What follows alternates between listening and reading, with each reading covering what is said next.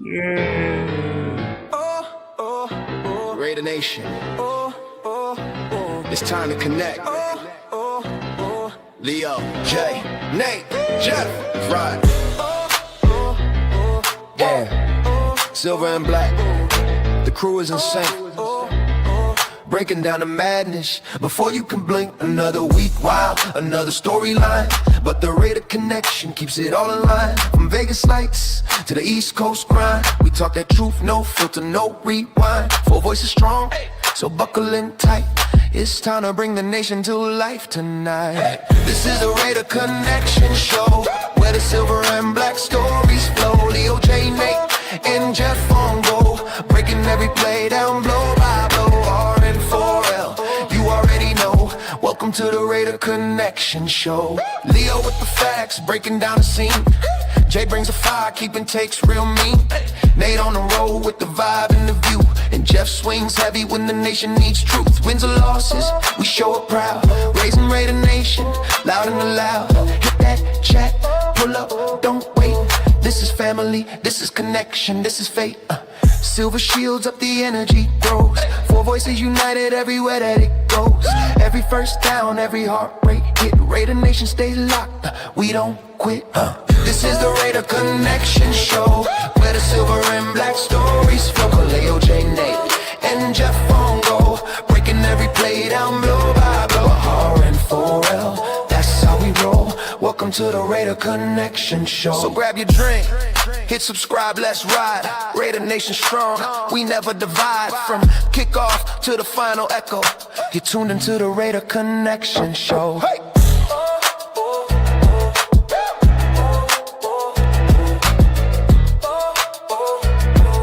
You're tuned into the Raider Connection Show. Yeah, what is good, everyone? Welcome to another episode of the Raider Connection. We are your host. My guy here to my left, I'll be Raider 10, and then my guy to my right, for one Raider Jeff, and then all the way to the right, Cheeto Linus, of course. What up, what up, what up, what up? So hi. Appreciate you guys pulling up on rocking with us on this Wednesday night. If you guys haven't done so already, make sure you guys go ahead and hit the like and subscribe to all the channels you see up here. It really does help support the show. So appreciate you guys pulling up. We got a pretty good show lined up for you guys. Action packed, very interactive. So, but a lot of things have happened since we were on last. So let's go ahead and start off probably from the top. Raiders hired most of their staff this last week, but I think, and we'll go over in just a second, just some of the names that were hired as well. The running back coach, Omar Young, wide receiver coach, Zach Azazani. I hope I pronounced that right.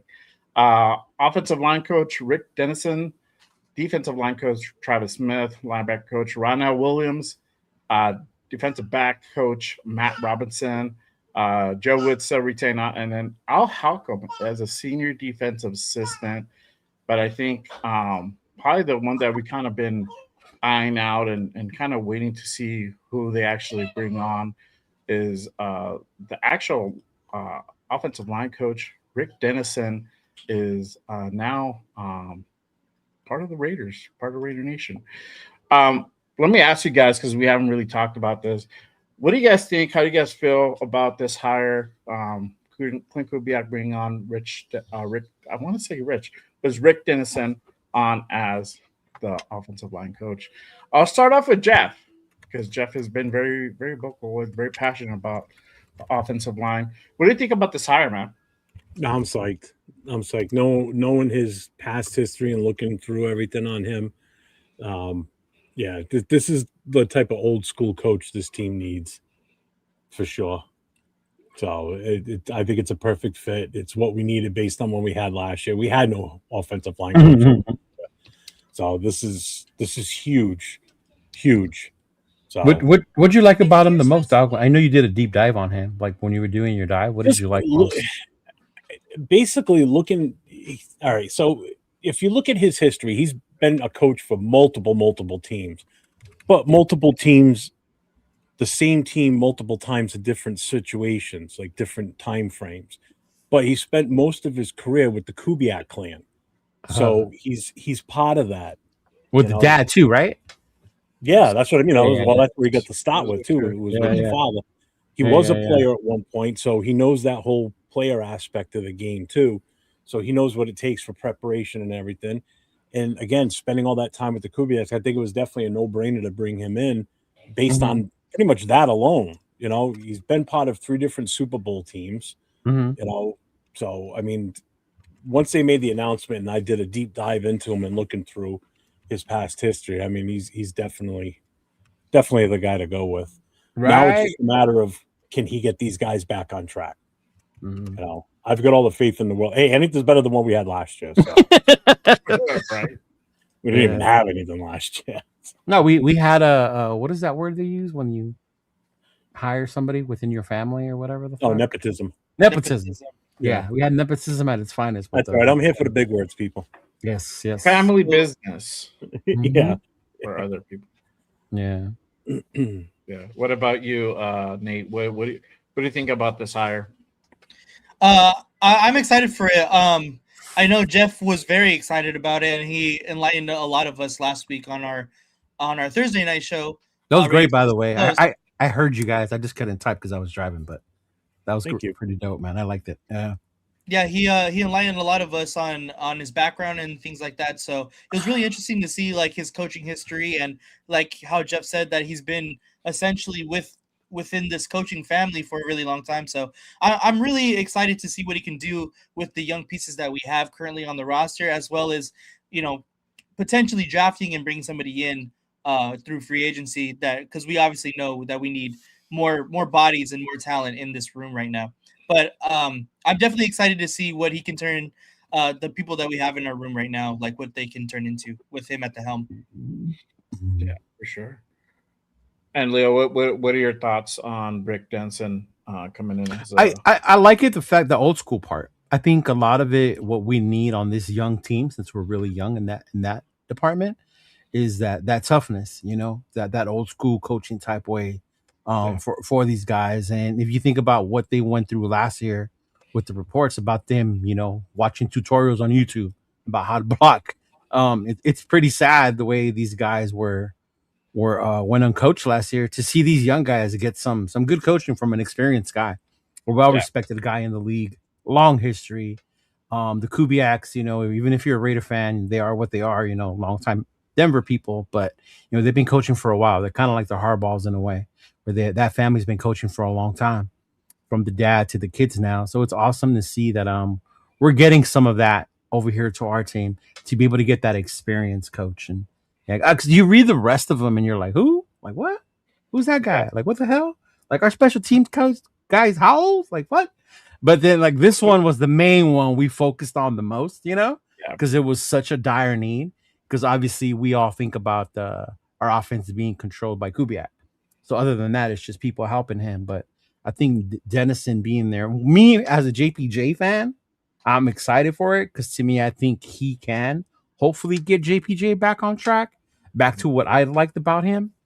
And then also obviously with the 2 young kids we drafted last year, to get them going as well. And then, hey, who knows? Maybe he can revive DJ Glaze as well. Yeah. Yeah. And I'm glad you brought that up and bringing up, you know, some of the guys that were here last year. You know, my question now is like, what could this look like for the offensive line, bringing in new guys, somebody who's experienced, who's been around the league, not somebody who, you know, is related to somebody on the team, related to the head coach, and knows what he's doing. Suspect. Yes, the experience was suspect the last year, right? So we bring in somebody who is the opposite of that completely.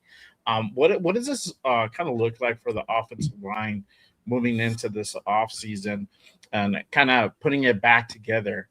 I'll go back to Jeff. What are your thoughts, bro? I mean, on you know, putting this offensive line back together and for some of the young guys. I honestly, with him coming in, I think there's a good chance where we're not as far off with this offensive line with the right coach in there. and he could be that guy that could, get these guys back on track. Doesn't mean we don't need to add to it. We definitely we definitely need at least one more veteran presence in this line to pick up in the offseason. But he, like somebody already mentioned about getting Glaze back on track. I think the biggest impact on all this with him coming in is get JPJ right in the head. They toyed with him last year. I think that's going to be the biggest thing is getting him back on track, getting him in the fold again, and letting his confidence come back and get JPJ back to where he used to be, his rookie season. Last year was a disaster for him, so getting him straight first. I think that's the first part of business is to figure out where we're going to put him and keep him there. Don't play these games. I don't think you're going to see that with this guy. He's not going to be playing games, moving guys around. They're going to excel at one spot, and that's where he's going to go with them. So with that being said, we definitely still need depth on the O-line. And like I said, bringing in a veteran presence will help too, because that'll help his job too. Because if he brings in a veteran that can help teach these younger guys, that's just another bonus too. So I think he could really have a huge impact on the current offensive roster right now with that line. Yeah. And then Leo, what are your thoughts? How do you think this O-line looks this offseason? And how do you think they're going to put that back together? I think obviously we have to pay a lot of attention to free agency when it starts because we have a lot of young guys. You want to mix in some veterans in there. Hopefully we can get from what the reports have been coming out, the center is a very important, crucial part of that Clint Kubiak offense. So whether they go out and they get one in free agency, or if we land one, right, or if they put JPJ on it, then we'll see. But I think that's going to be the main part to see where they start adding those pieces on free agency, and you can start to see it come together. Because if you look at it right now, the people we have in place, we still need a lot more help there, even with the coaching. I'm sorry. I'm just laughing because what you just said about the center and everything just reminded me of what we went through last night on the show with the center position.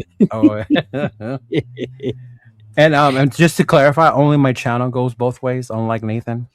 Just want to let you know. The wrong way. I do it for Bueno because Bueno always complains about how there's multiple chats to get into. So so he's like, "Can you just do one?" I'm like, "Yeah." So sorry. Yeah. And Nathan, what do you think this O-line could look like with Dennison and just kind of the guys that we have already here? Yeah. It's still yet to see how, when we implement a wide zone scheme, how the players are going to play in that scheme. We've seen it before. But obviously the biggest difference is that the offensive line coach is much better than we've ever had in recent years. As well as, not having an incompetent coach or offensive coordinator calling those plays when we were in a wide zone scheme. So it's going to be very interesting to see how the guys play in that zone scheme. But I think that we have the bodies to do it. We're, of course, going to need more people to come in to be able to play and have an impact on our offensive line. But I think we should be okay. We have enough younger talent to get it done. But we need more talent in the room right now, and that's what we're hoping to get in free agency primarily, because we want the veteran presence in that front line to protect our future quarterback, which we're hoping to get this draft. So, right, and for those kind of still up in the question of JPJ, and obviously we mentioned DJ Glaze, our new coach had an interesting take on the current offensive line and the new head coach. So I'm going to go ahead and play that clip real quick, and then we can go ahead and talk about it. You mentioned that you've been able to take a look at the tape. The Raiders have made a lot of investment on the offensive line with draft picks over the last few years. When you see that group, I know it's been a struggle and there's been some injuries, but do you see something to work with the current players that are on the roster? I do. I see, obviously you had some stability at both tackle spots. You got some young picks and with JPJ, with Caleb. It's a work in progress. Still learning all the guys, but still kind of catching up on last season and what they've done. But what I do know is that, we're going to have, we have a clear teaching style. I've been around, whether it was New Orleans or Seattle or Minnesota. I've seen Rick Dennison get the best out of his guys. And the main thing is that we get them all playing together. And that comes with teaching our system. So the quicker we can get them up to date with the language, with the verbiage, with our play style, and the more they can get reps together and communicate together, then that's when they start improving. So I do like the guys that we got, and we're always looking to get better. Just you mentioned. So that's what Clint had to say earlier, and he's at the combine in Indianapolis right now. So hearing that, I mean, we talked about it in the previous shows about like DJ Glaze, whether he should stay at right tackle or possibly push up to guard. Hearing him what Clint kind of said, like, hey, Rick Dennison brings out the best in guys. We suspect a lot of it was the regression of DJ Glaze was a lot to do with the coaching style, maybe a little bit on him, but with having Rick here and working with Clint, and then you're hearing him just having that continuity of guys and working together. Do you guys think like some of these guys that we're kind of suspect on could potentially get better in the system? What are you guys' thoughts on it? I mean, I hope they can't get any worse. Right, exactly. Yeah, I guess my thing is I hope they don't get any worse. At this point, I hope better is the only way they can get.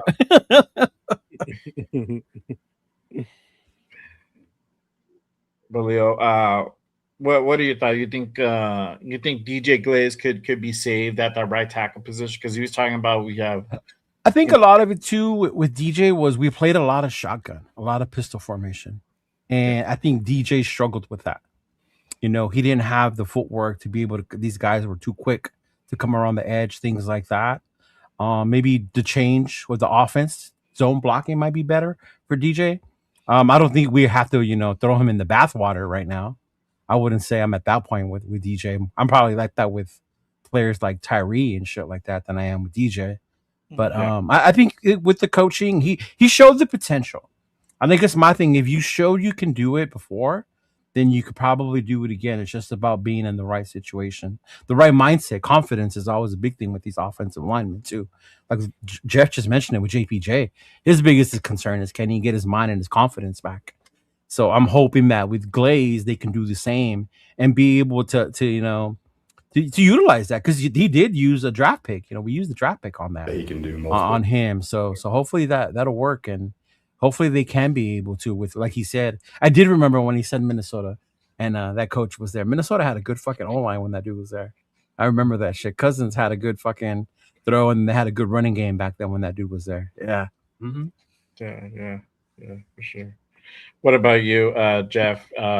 You've been vocal about this offensive line. Do you think DJ Glaze could be saved? Yeah, I mean, he was getting his ass whooped last year. I don't. They not necessarily they had him playing out of position. They had him playing out of spatial position on the field, basically. Like when you watch his plays, that first leg kick, he was off on that. He was getting burned left and right every time. And not only with JPJ confidence, but like Leo just said, it's the whole offensive line's confidence has to come back. You go into last season, these guys have the number 6 overall pick and the best running back that came out in the draft last year. As an offensive lineman, when you get a running back of that kid's caliber, you want to excel. You want to be good because you want to see this guy, because you're as good as the success that running back has. Mm-hmm. So if he has a good year, then guess what? It reflects on you as your front 5 O-linemen that, hey, they're doing good. That's how they're adjusted in the rankings. It's based on how the quarterback's not getting sacked and how the running game's doing. Yeah. I mean, that in itself must have killed their confidence that this kid can't even get past the line of scrimmage because we're just giving up that front line. We're breaking down immediately after the ball snaps. So this kid's not even getting room to run. That affects your confidence, There's nothing better you want to see than watching the ass end of your running back blow right by you and get, scamper off like 30, 40 yards. That makes you feel good, Yeah. So I think it's overall confidence on the entire front 5. Glaze, can he be salvaged? I hope so. I really do. Because he had a good rookie year. Wasn't the best, but it was better than what we had. Mhm. Right. And that's why I like I said last year, it had to be the coaching, because how does an offensive line go from, regressing so much in one season? Like Glaze went from being up here to, dude, he was flat as could be all season last year. The whole team, the whole line. Yeah. What about you, Nathan? Well, what are your thoughts? Yeah, I agree with what Leo and what Jeff said. I'm interested into seeing how the development of two guys go, and that's DJ Glaze and Dylan Parham. They both showed earlier in their careers that they are capable players, but we've seen last year and then with Dylan Parham for 2 years now that they have not been good. So the fact that we're bringing in a veteran offensive line coach, a very good offensive line coach at that as well, I'm really hoping to see them come back to their rookie forms, because that was their best season so far in their careers. And those are the two guys I'm mainly focused on, because they've been so bad as of recent. I have the confidence that JPJ will be back and he'll be fine. And then Colton Miller, of course, has been our standout offensive lineman when he's on the field. So I have the confidence in our offensive line. It's really kind of just the development and whoever we bring in free agency. Right. Yeah, I agree. And that's the thing, my thing has always been that, I think we need to go ahead and compliment some of these guys, because we are a young group. We need to go ahead and bring in a veteran, whether that's replacing the right tackle and pushing Glaze up to guard, or bring in another center and putting JPJ at guard. Whatever your thoughts are, I feel like we need one more veteran presence outside of Colton Miller. You need that. And we saw what could be just running with two rookies all season. Best case in point, the Patriots. Patriots really showed what that offensive line looked like on that right side when they started playing actually like better teams. So Right. I think to kind of really solidify this offensive line, you do need some better presence. So it'll be interesting what direction these guys take in free agency. Are they really going to go all in on a guy like Linderbaum? What's their thought process? I mean, I've heard Kubiak say he really likes JPJ. He likes his playing style. So what could that mean? Does that mean that is he better suited for guard, or is he better suited at center? So and that's all up to him and Rick Denson on what direction they're going to go on there. But I want to go ahead and bring that up. And, we can't do a show without talking about our favorite person, Fernando Mendoza. And already? Jeez. I thought we were going to talk a little more still. But yeah, I was still interested in the O-line. Yeah, let's go. One thing before. During the playoffs, I really focused on Gray Zabel a lot, watching him. Mainly because, one, I really liked him as a player last season, like coming into the draft, and I really thought that the Raiders, if they had the chance, should have drafted him, because I thought he was essentially a clone of JPJ. If you watch what Seattle does with Gray Zabel in their run game, he gets lateral, he gets up, they pull him a lot, and I think that's exactly what JPJ is best at doing. So if you go back and look at some Seattle tape, just watch Gray Zabel, and that's what exactly you can expect to see from JPJ this year at the guard position. I don't think that he's best suited for center, because I want him leading blocks. I want him getting up. You want him to be a mauler.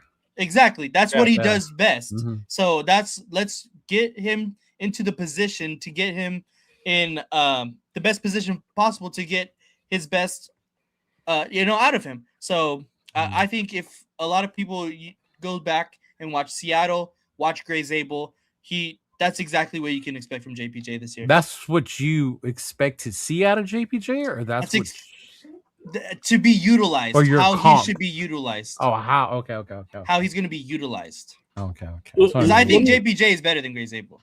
I was going to say which one. Yeah, because it's okay. Let me just kind of tack on with Nate here on that, because I agree with everything he just said about JPJ. Of course you did. I love the kid. I think the kid's great. You know? Nathan But or Greg? my thing is, and this is what I hope for with Dennison coming in here, is he can see that JPJ is possibly, he'll be able to read what this kid is really good at. Is he better at a center or is he better at a guard? Oh, you mean the coach will be able to decide? Yeah, that. is the coach going to say, Yeah. listen, just watching you in game film from before I got here and watching you now in practice and seeing what your tendencies are and such, I think you're better suited at a guard. Let's agree on that together now, and that's what we're going to work on going forward. We're not going to move you back and forth, and play games with you like they did last year. You're going to compete at guard. You're going to win that spot, and that's going to be yours. You're going to lock down. And hopefully, if they do, he goes on the left side.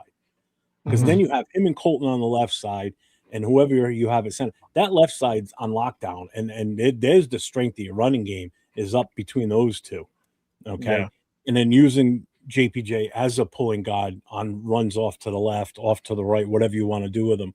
Really use this kid for his God-given talent, like Nate said, like a mauler. He could be the next, not as great, but he could be the next coming of a Wisniewski, a Steve Wisniewski, not Stefan. Right. So he went from Jim Otto to Wisniewski. Yeah, exactly. To be fair, none of us up here was calling him Jamato. No. You know what I meant. I know. And the one other thing that I didn't really talk about with the offensive line too is even the two rookies from last year. Grant still, I think, needs some work, but Caleb Rogers, let's get the best out of that kid while we can too right now. Let's get it to the point that this kid is one of the starters this season coming in. So Caleb Rogers? I think he's got a lot of potential. I really do. I think that kid's a bona fide starter for this line. What about Grant? I think he might need a little bit more work. I still like him. I still like what I saw for the limited time he did get out there. But we have to realize we also need to look at what's going to be the who's going to be the replacement for Colt Miller. We got 2 years left on him. We re-signed him for 2 more years. This is year 1 out of 2. I'm telling you, the kid from Seattle, the backup left tackle. Bring him over here. Then that's what we do. Bring that kid over here, bro. Then go for it. What's his name? We have to prepare now. Let's hope Colt Miller gets through 2 full seasons without being injured. I just don't remember. Yeah, bro. Is it like that's Robinson or something like that? What's his name? Hold on. From what? From Seattle? From Seattle. Oh, I don't know. I don't know off the top of my head. I don't remember his name. Give me 1 second. Someone had put it in the chat earlier too. Hold on. My girl's doing something right now. Hold on. Yeah. Give me 1 second. This show's more important, Leo. Get your priorities. Yeah. Asshole. But what you're looking for that. Okay, I'm back. Sorry. You're back. It's because she's at the urgent care. You okay? Yeah, her daughter has an ear infection. Oh. Yeah. The guy's name, she's at the urgent care. What the fuck, dude? The kids, you did the same thing with Dawn the other day, like it was no big deal. Literally. Josh Jones is his name. Josh. Okay, yeah. I saw him. Yeah. I think I have him listed as right tackle. And he actually came in when their starting left tackle went down, and he did really pretty good while he was out there. So he kind of solidified that he can play that system and he can hold it down. Yeah. Mm-hmm. Yeah. We're in uncharted waters, man. I'm loving this right now. Yeah, that's why Arnie's comment kind of threw me off already. That if we don't sign Lindenbaum, we only need to sign a right tackle. And I was like, I would still want to add more pieces because at that point you're just using what we had last year, right? And you're hoping that it works out with the coaching. Yeah, I would still like to add, a couple of veteran old linemen, draft more again too. The kid from Iowa. People keep sending me shit about the kid from Iowa. Dunker. Shout out to Mayo. Mayo sends me shit daily when it comes to that Iowa kid. He's starting to get on the jaw level. Shout out to Adam Mayo, man. He's starting to get on that jaw level where he sends me stuff daily. Like, check this guy out, bro. Mm-hmm. Yeah. I know. Oh, there we go. We need to draft Jennings. Mm-hmm. Yeah. He definitely looks the part. when you see him, oh yeah, that's an old. Oh, he looks like one of those traditional Iowa offensive linemen. I mean, he the long definitely flowing looks the part. hair. He looks like. Yeah. Let's just hope he's not a gallery. Right. Yeah. Right. Mm-hmm. And I wanted to play this quick clip of Kubiak, and this is Kubiak's on JPJ and what he sees so far in him. Pull that up real quick. Peyton was not a game manager. I don't know what y'all are talking he was about. not a game manager. Oh, Yeah, well, Right, it's a versatile guy. The fuck was that? He said goal. Where he's going to be for us, that's to be seen. But the fact that he can do multiple spots is really exciting. You know, I really like JPJ's play style. I like turning on that Chicago game and see him being physical. The Chicago game. The echo of the whistle. That's kind of my. that was his best game for sure. Yes. Yeah, well, I see a versatile. Yeah. Mm-hmm. But that was Kubiak on JPJ. That he likes. He likes the fact that I think I've been watching too much of that Lincoln Lawyer because Kubiak looks like one of the inmates from the Does show. he? Yeah, I was like, bro, I think I need to take a break on that Lincoln Lawyer show. Just because he's not wearing his hat. Yeah, I was like, what the fuck are we watching? Usually we have pictures with hats. Yeah. I didn't wear. Give that man a Raider hat. God damn it. I mean, that dude was Your reaction to that goal was almost as good as mine on Sunday. That was great. I told the story last night. It was at a meeting for Dawn, and this motherfucker downplays it. I was in a dude. It was Dawn's 10-year thing, bro. It's a special fucking occasion. No way. And this motherfucker has the earpiece and he's listening to the hockey game. In the era of DVRs and when you can watch shit later, hell no. I know, right? Wait, what were you watching? So basically, it was her 10-year anniversary at AA, right? That is so insane, we're at the meeting, and I'm watching the game and listening to it, and the gold medal game. Yeah. Okay, I get so it. I see it goes into overtime, so I'm still paying attention, right? Now, meeting's quiet. Everybody, one person's up front talking, and also when we score the goal in overtime, we're all sitting at tables, so like people can see me, and I'm right out in the open. We score that goal and win it, and I went just like this in the middle of everything. I went, yeah, I like that, arms up, and everybody's like, kind of looking at me like, what the fuck's this guy? I'm like, USA just won. I look like an idiot, but hey, I don't care. That's crazy, bro. And then right after that, I had to get out, give a speech, and present her with a coin. So. Nice. Literally like 2 minutes after that. I get it. I woke up at 5 a.m. to watch the game. Did you? I was like, fuck no, I'm not getting up. I'm like, nope, I'll watch that on replay, bro. And my got up, like, you know who won the game? I'm like, no, don't fucking tell me. Google it. I don't fucking tell me. I'm glad. You were like, what's his name in Fever Pitch when he's eating crabs and they're gonna say the score of the Boston game. Ah!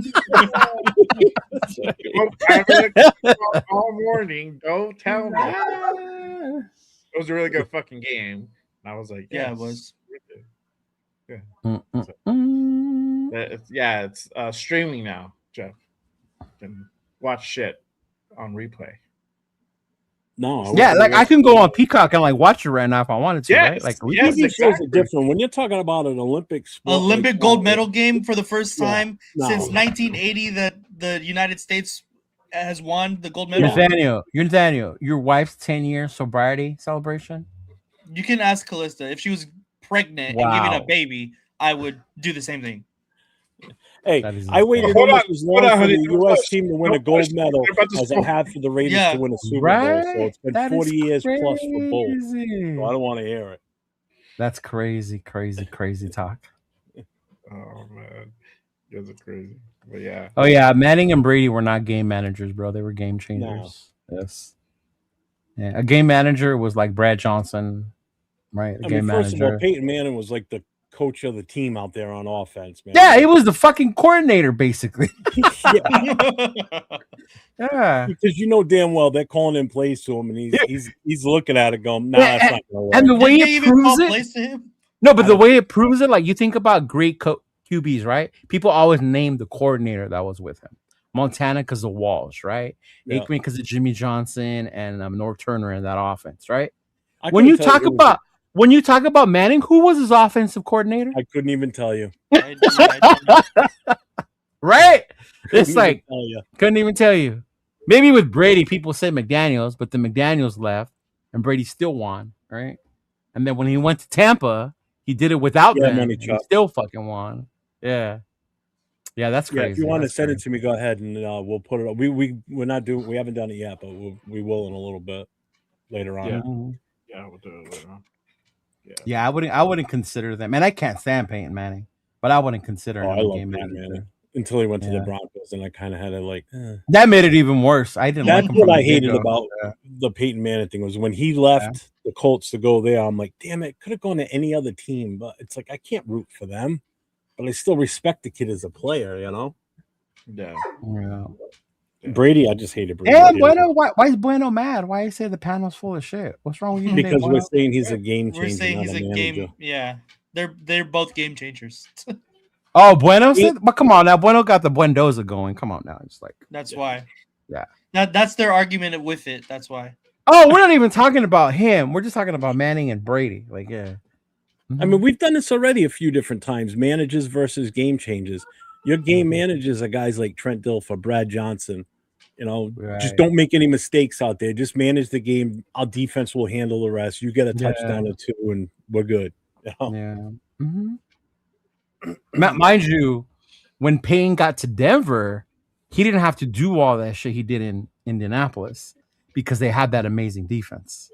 Yeah. So he did have that to lean on when Although he got. they had a decent defense in Indy, though. They didn't have no slots. Yeah, but not like the one in Denver. The one in Denver was fucking insane, bro. With Von Miller, that was an insane fucking defense.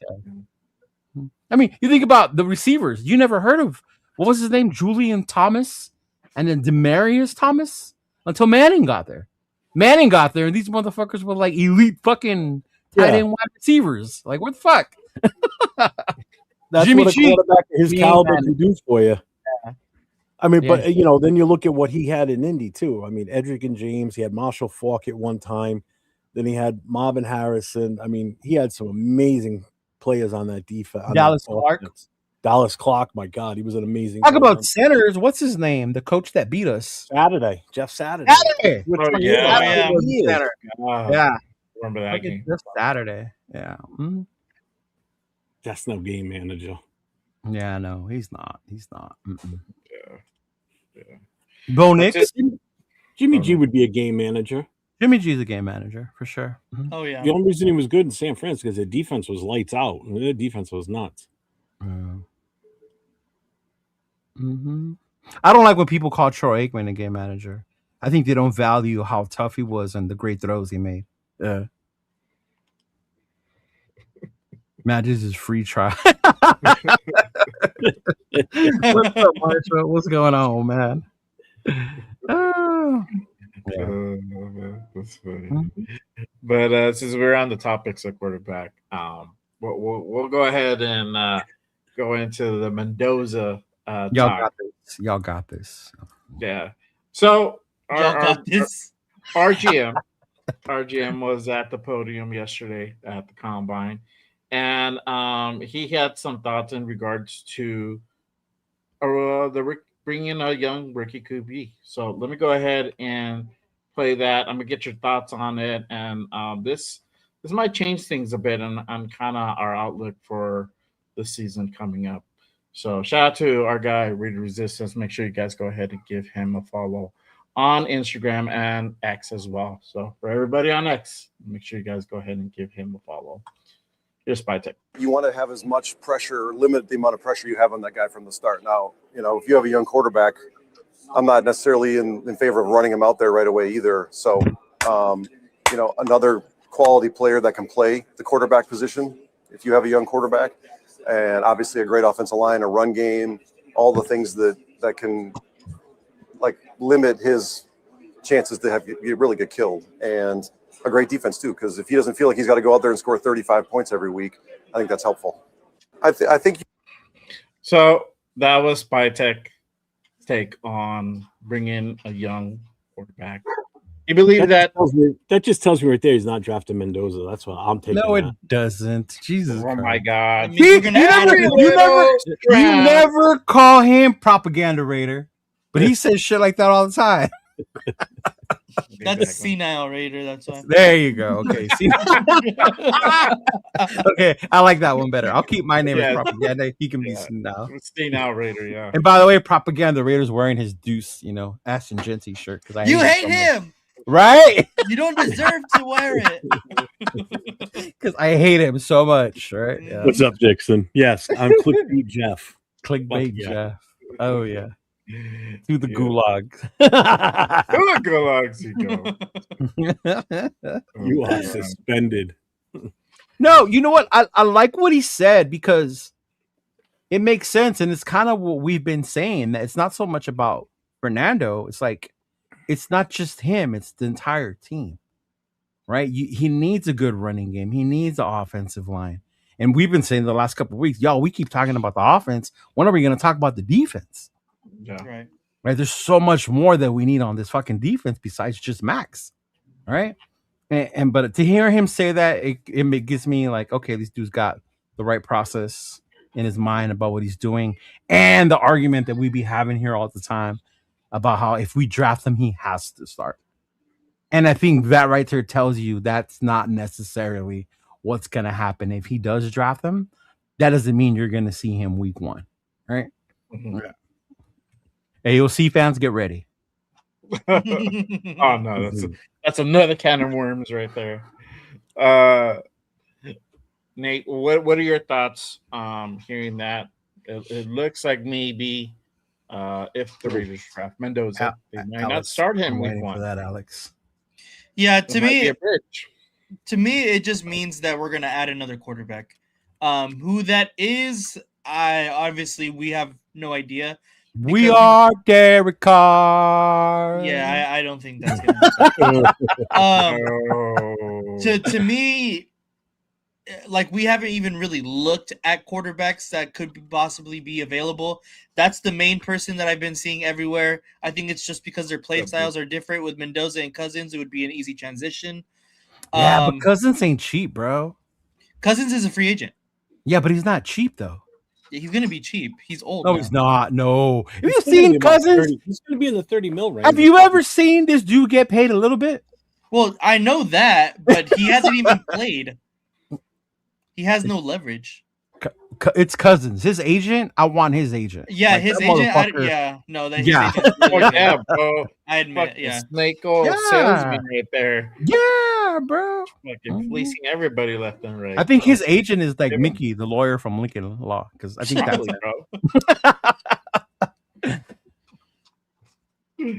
bro. But yeah, to me, it just means we're gonna add another quarterback. Who that is, obviously, we don't really know. I think it's going to be a veteran presence. How about Mariota?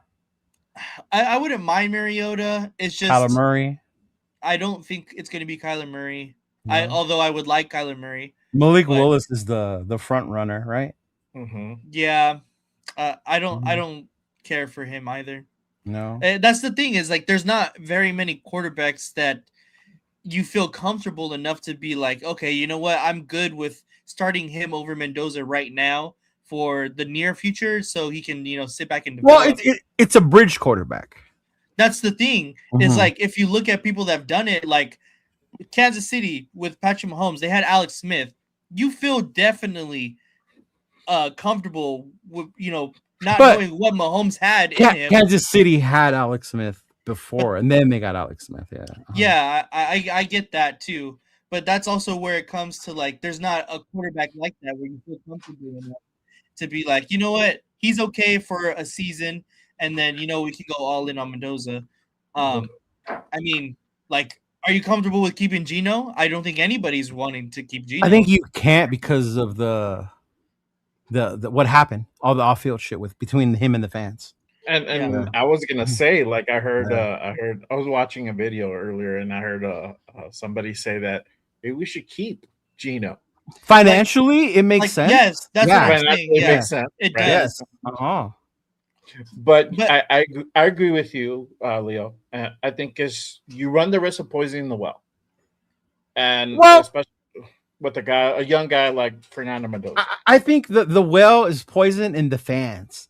You're talking about, you look at our roster, it's going to be completely different. So most of these guys weren't poisoned, whatever, by the Geno thing, if you want to see it that way, right?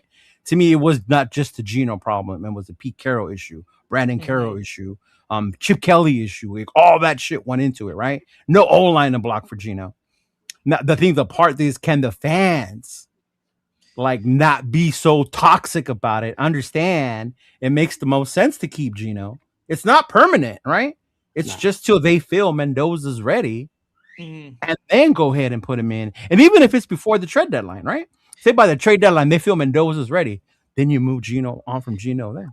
Yeah. And I feel like I'm Mendoza. I feel like Geno Smith is definitely capable of running the offense that Kubiak wants to run. Like, I think he would be completely fine with it. But to me, is the relationship strained within the front office as well as the locker room within the players, like each other? They've seen how Geno reacted to this past season.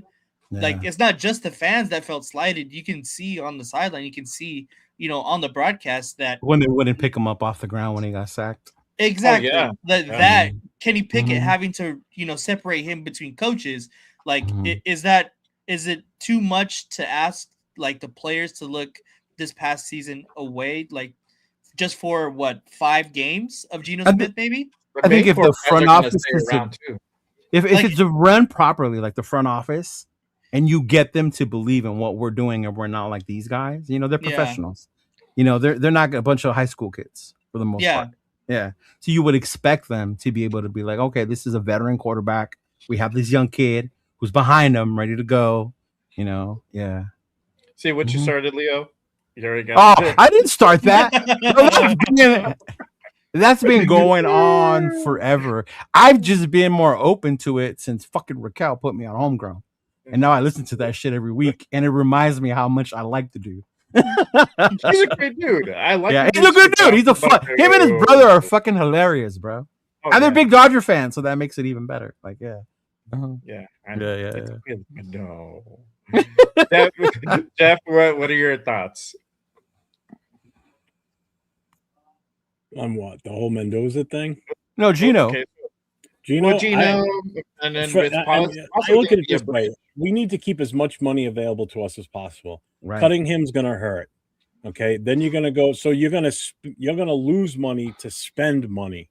So you're going in a negative now, because now you're going to have to go and bring in another quarterback. Because other than that, that means you're going in with whoever you draft. If it's Mendoza and AOC 12, you have no third quarterback on this team right now. Pickett's going to be gone. Geno, you're going to cut him. So if you go into it with those, what are we doing? So now you got to go and bring in somebody like, say, Kirk Cousins. Yes, he's going to get cut. So if he gets cut, his rights are we don't have to trade nothing. So it's going to cost us money out of our own pocket.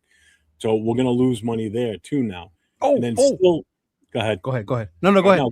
I'll tell you when you're done. A name popped into my head about a quarterback. Go ahead. Okay. And then you still got to look at, you're going to have to bring Cousins in, or whoever else you pull in. It might not be Cousins. It could be anybody out there.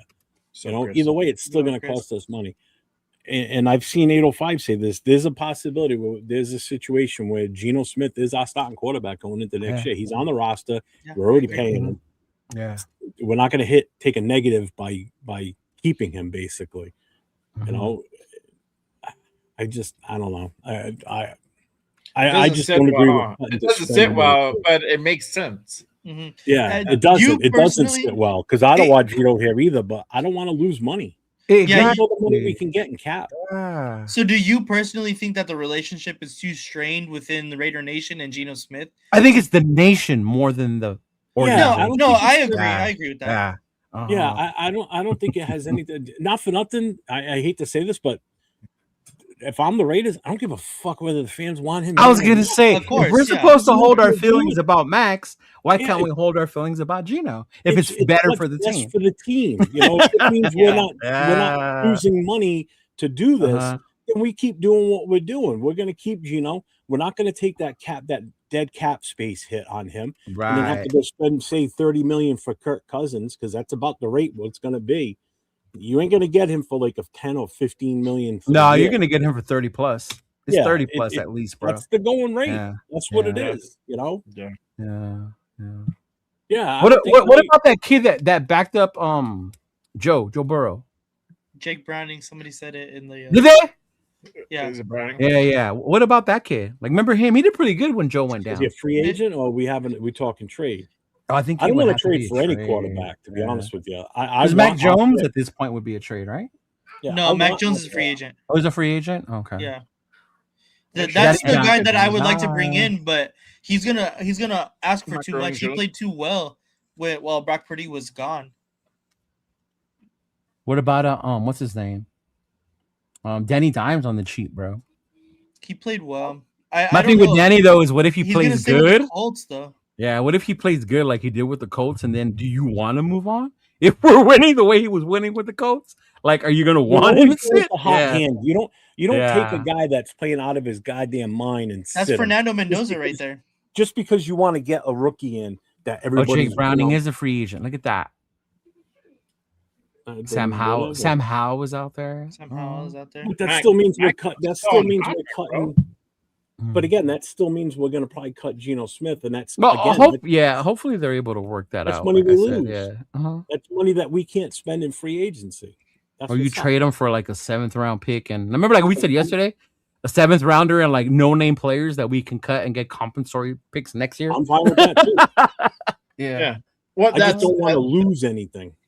The upside, because if he does play better under the system under Kubiak, and he does perform better, he could potentially raise his trade stock with that.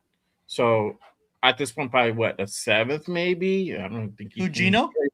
Yeah. Oh yeah. If he comes in the first 6 games and he plays better. Well, if we find a trade partner as well on top of it, if we find a trade partner for Geno Smith, that's no money on our books. Right. Yeah, exactly. No, but I think what Jay's saying, if he plays and he shows he can still ball, that would make other teams want him actually more than which would be best for us to keep him. Yeah. I'm with keeping him right now. Or we trade him away mid-season before the trade deadline and get something for him. You know, especially if we know that Mendoza is going to be the one that's going to take over at some point during the season, if that's the way. You know. Yeah, because it makes sense. That's another name I've heard around a lot too. But he's gonna get a bag though. Malik's gonna get his 30. Yeah, I think 30 as well. I think he'll get 30 as well. Yeah, he is. He's the number 1 quarterback in free agency. Yeah. The only thing with Geno, the only reason I'm saying that is to Jeff's point. We want to save as much money to be able to sign other players that are coming in. Yeah. Even though it's not a big hit because other quarterbacks have bigger hits, it's still 18 million. Right? And you're talking about 18 million that can be used for a linebacker, right? Yep. 18 million that can be used for O-line depth, right? Mm-hmm. Shoot, the other day we were talking about Lindenbaum, right? How much it's going to cost to get him. We're talking about 25 million, right? 25 mil maybe to get him. So that's another thing. A wide receiver, another thing. So if you don't have to take that cap hit, it makes sense financially. Yeah. Mm-hmm. Yeah. So that's an interesting thought. Yeah, that's the only reason I'm opposed to bringing in a vet is why are we spending more money when we're going to lose money by cutting the one we have? Right. And we're spending money already to get another unless you cut him and you're rocking with AOC. But either way, you still got to bring another one. That's only 2. You draft one. You draft one on the 7th. So you're going to draft Mendoza and another one?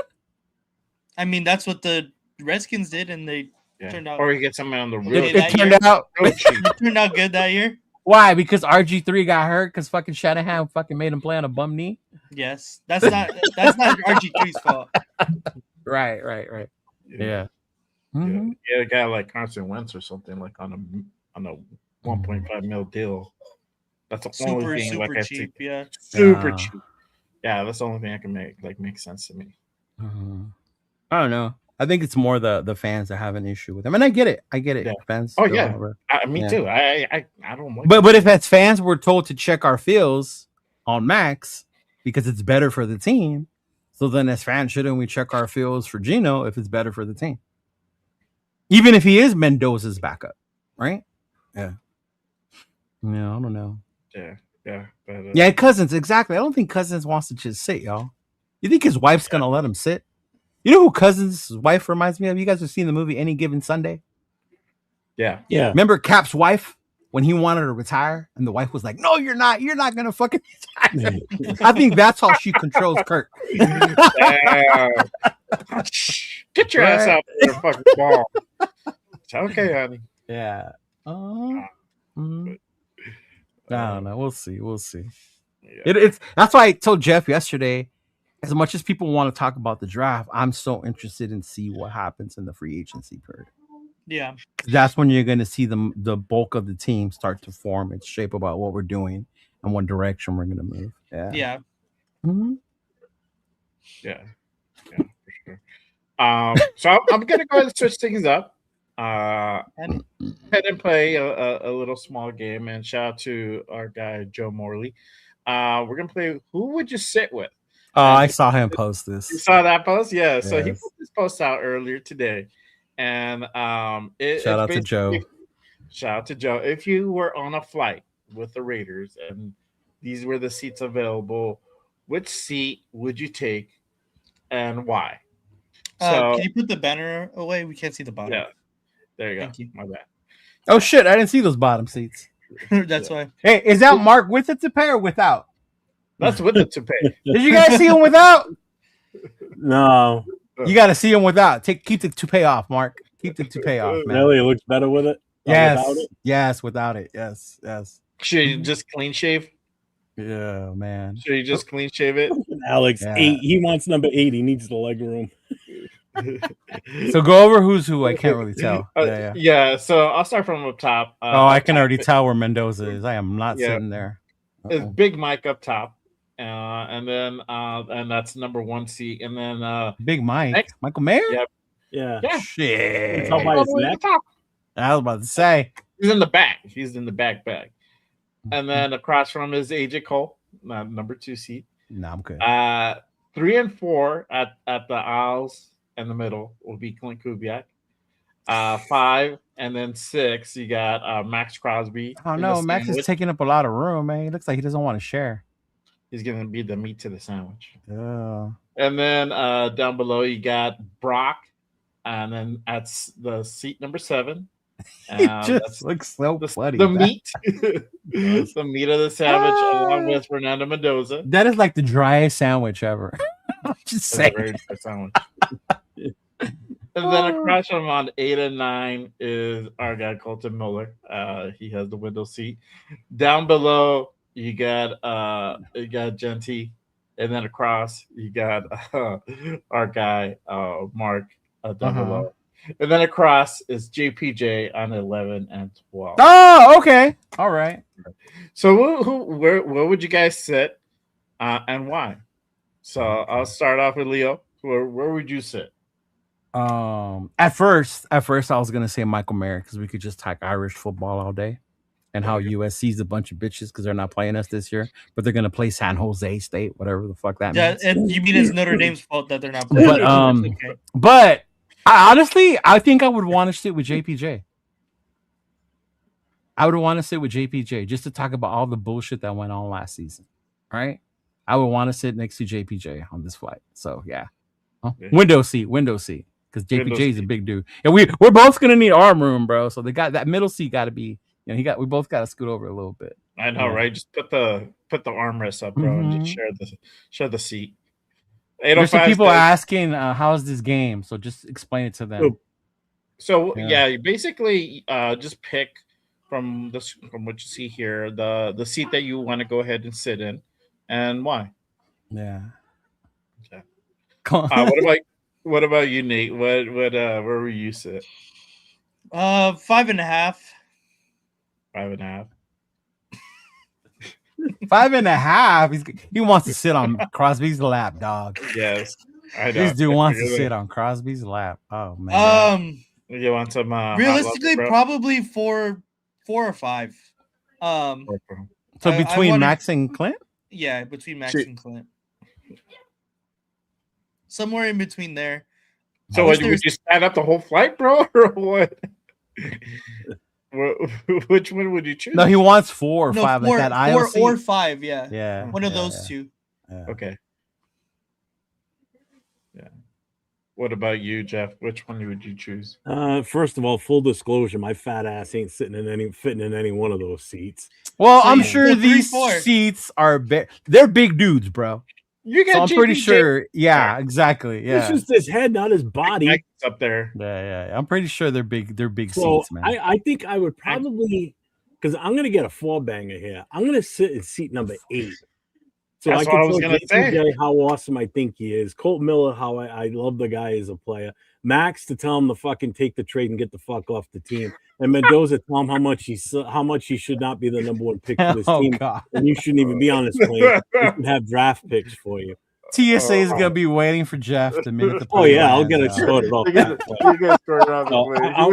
I'm taking seat number 8, and I'm getting 4 guys at one shot, and then maybe tap Mark Davis on the shoulder and tell him, "Hey, let's get this team rolling in the right direction." So that's That's funny, right. man. because if I sit between 7 and 8, if I sit at number 7, I'm gonna be bored out of my mind.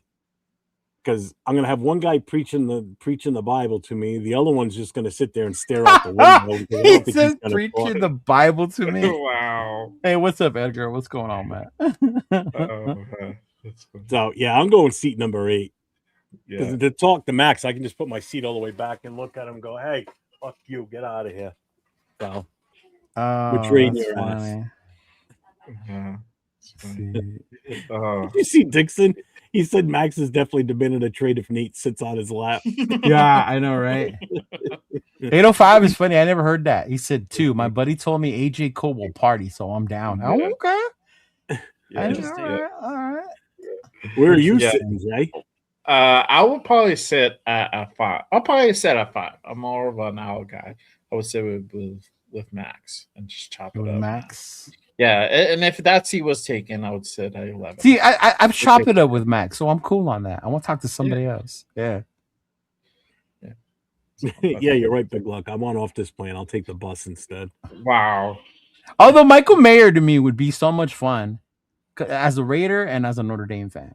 To me, that would be like ideal for me now. I will say realistically, in all honesty, being serious, I would probably take number 12 because I'd be next to JPJ and I could easily just turn around and talk to Colt Miller too. Two of my faves on this team anyway. You know, ain't none of if those 3 sit there, ain't none of the food making it to the back, but these 3 No, I would have to have. In all seriousness, I would take seat number 12. Yeah, see. Yeah. But I have to have JPJ slide over a little bit, bro. A little bit. I gotta take this extra seat, bro. Shout out to Bueno. He says 3 and 4. Bueno wants to sit next to Coob. There you go. Yeah, Daryl wants to sit next to Coob.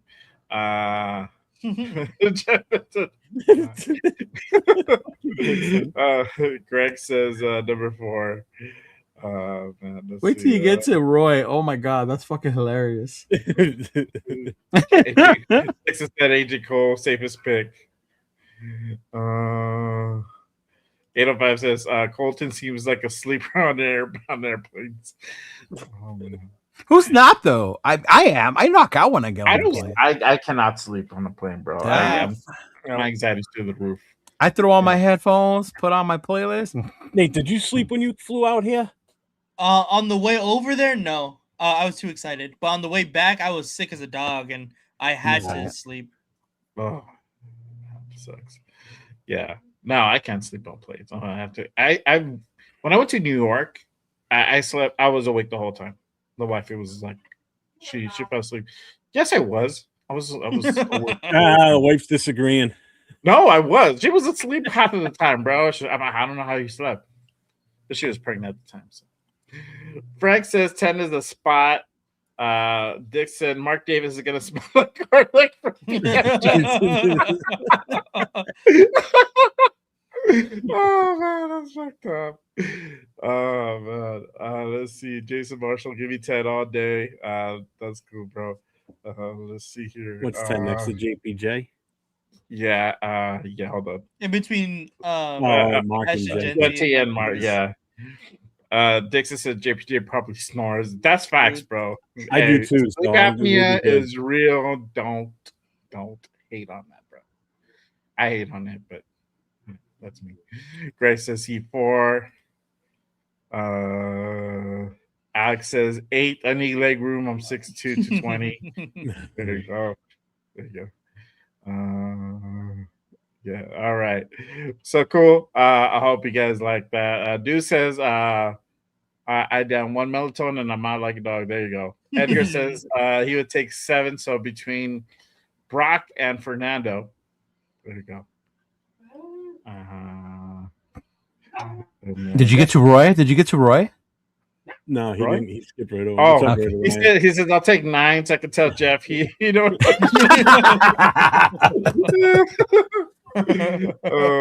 I love it. I love it, Roy. I love it. Oh,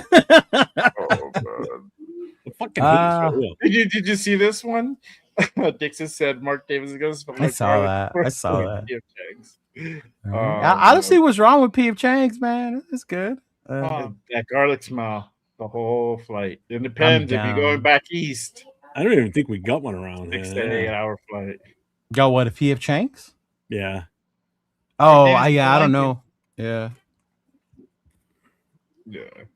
But yeah, I hope you guys like this one. Just had a little fun out there. Yeah, but yeah, it was a good one. I was like, oh shit. Shout out to Joe Morley. Yeah. Make sure you guys go ahead and give Joe a follow on I should tell Joe to make one for the WWE superstars. Who would you sit next to? Oh yeah, that would be a good one. He's a big WWE fan as well. Mm-hmm. Yeah, and then you got Mania coming up, so that'll be a good Elimination Chamber on Saturday, bro. True. There you go. Shit. Mm-hmm. I would probably pick 2. Cole seems like a riot. He does seem like a riot. Now that you think about it, AJ Cole. Yeah. I never heard that. That's crazy. Yeah. Okay. We might get you on this surprise. That's crazy. What? When the lights are dim, bro. Oh wow. Wow, 805. Wow. Like, for real. Well, touchy. I'm like, why are you rubbing on my leg, bro? Hey, Nate, real quick. What's your take on Makai Lemon from USC? Oh, come on, bro. We're gonna ask. You want to go this? Hold on. Hand them a box of tissues first. And then he will tell you his answer. What up, Moose? What's up? Tell him, Nate. Tell him how you feel about Makai. I mean, he's wide receiver number 1 in this draft for a reason.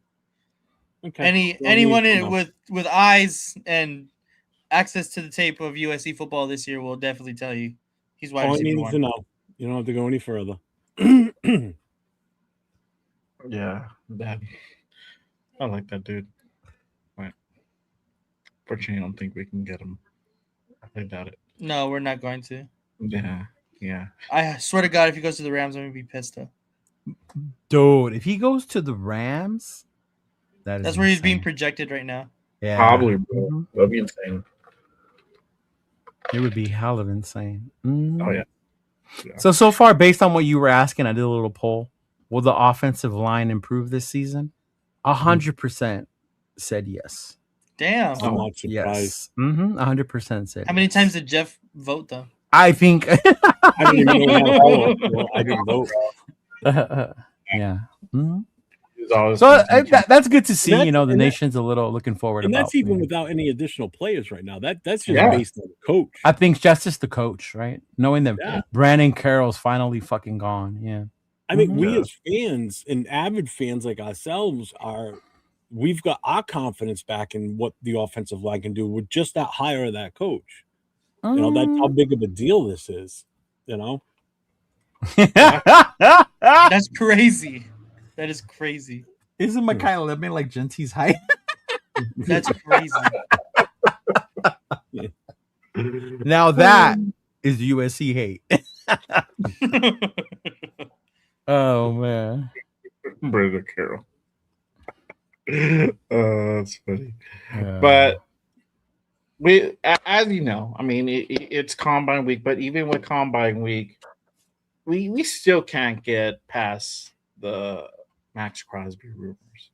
So obviously, again, Kubiak and Spy were at the Combine. We're asked about Max's status with the team.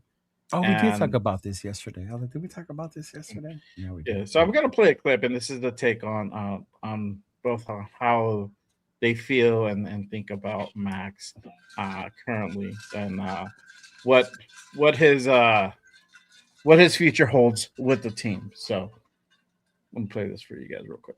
It's a guy that we really want on our team. And it's simple as that. We want Max. We want Max to be a Raider, and you know, the few interactions I've had with him have been very very positive.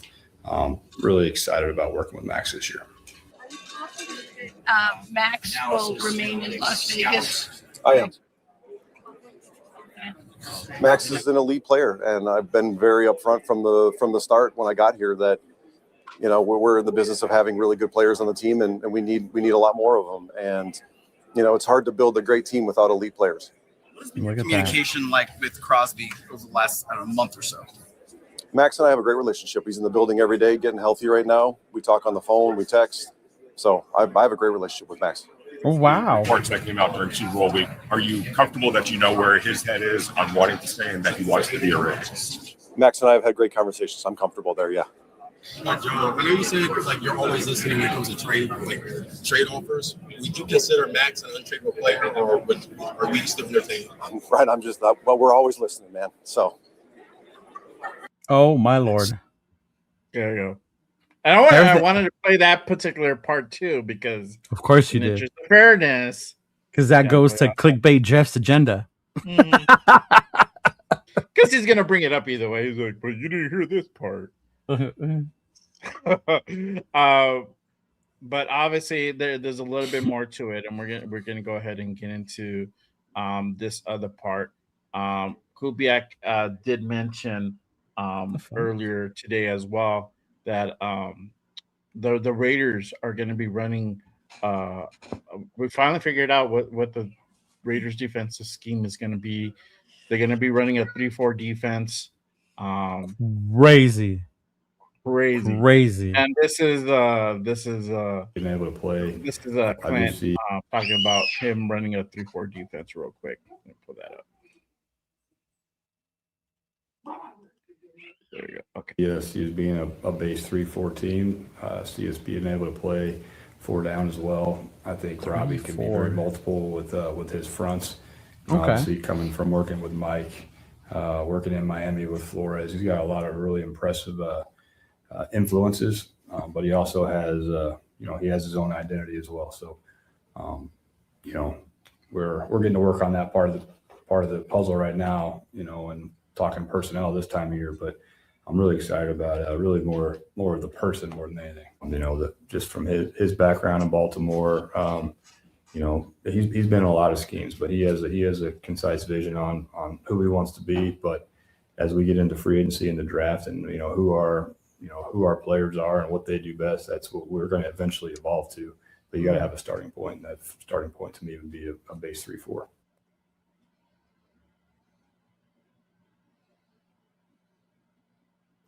Sorry, I was muted. The kid was crying. So there you go. You heard it. Clint said we're going to run a base 3-4 for scheme. And I bring this question up for you guys. So what does this mean for the defense? And then what does this mean for Max? Hearing Spies and Kubiak's take on how they feel about Max and him being here and running this type of defense. What are you guys thinking so far? That's fine. We ran a 3-4 before. Like, it doesn't bother me at all. We did?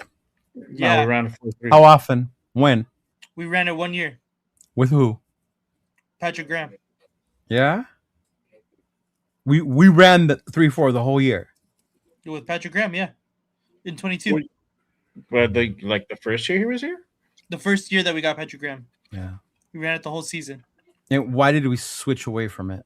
That was 2002 season, you said? No, 2022. 2022. Oh, 22. Yeah. That's what I meant. Okay. Yeah. Oh, let's look. I want to see what some of these guys. So what are your thoughts, Nate, on this?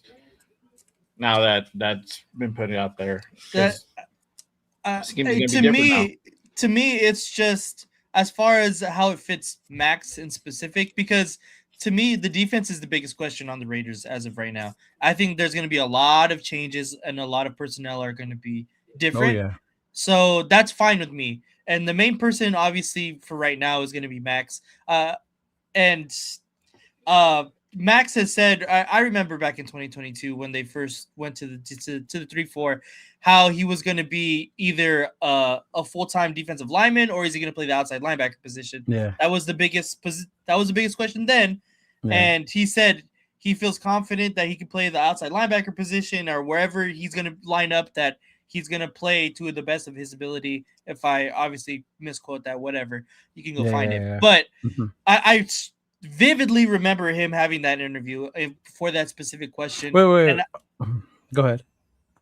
And I feel the same way now that he's going to be put in the best position possible because he is Maxx Crosby. He's one of the best defensive ends in the NFL. They're going to put him in the best position possible to get him the spots and the looks that they want to get him. And I have no problem, with that at all. So was it the playoff year or was it PG's first year? It was. Somebody said it was a playoff year. Because if it was the playoff year, that was Gus Bradley's offense. It was it was PG. It was with PG, so it was PG's first year. Yeah. Because if it was with Yannick, it was when Bradley was here, not when PG was here. Because when PG was here, it was definitely with PG. Okay. So it wasn't with Yannick then. So I don't know. I've seen a lot of people say a lot of different stuff, but that's why I'm trying to see which one. Maybe it was just 3-4 for that game. I don't know. No, I remember. 2022 was Chandler Jones, Andrew Billings. Yeah, it was Chandler Jones, and Crosby. So just to put this in perspective for what he did that season, I got Max's stats up for 2022. Mm-hmm. So he played a full 17 games, started and played in all 17. He had, up until that point, that was his best year for sacks. He had 12 and a half. Yeah. The following year, he had 14 and a half. Yeah, because it mixes it up. Because when you're in a 4-3, you know where Maxx is coming from. Yeah. You know what side he's on that side. That's where he's coming. He's coming off the edge. In a 3-4, you could move him around. You don't even know if he's coming because of the different blitz packages you can add with the 3-4. Right. He was listed as the right defensive end here. So he had 89 combined tackles, 58 solo, 31 assists, 22 tackles for loss, 36 QB hits. He was a Pro Bowler, All-Pro, and he finished number 6 on the voting for Defensive Player of the Year. And that was when Pro Bowler meant something, huh? Right. Yeah, when they still played the doesn't game. get picked. Hey! Yeah. Oh. Okay.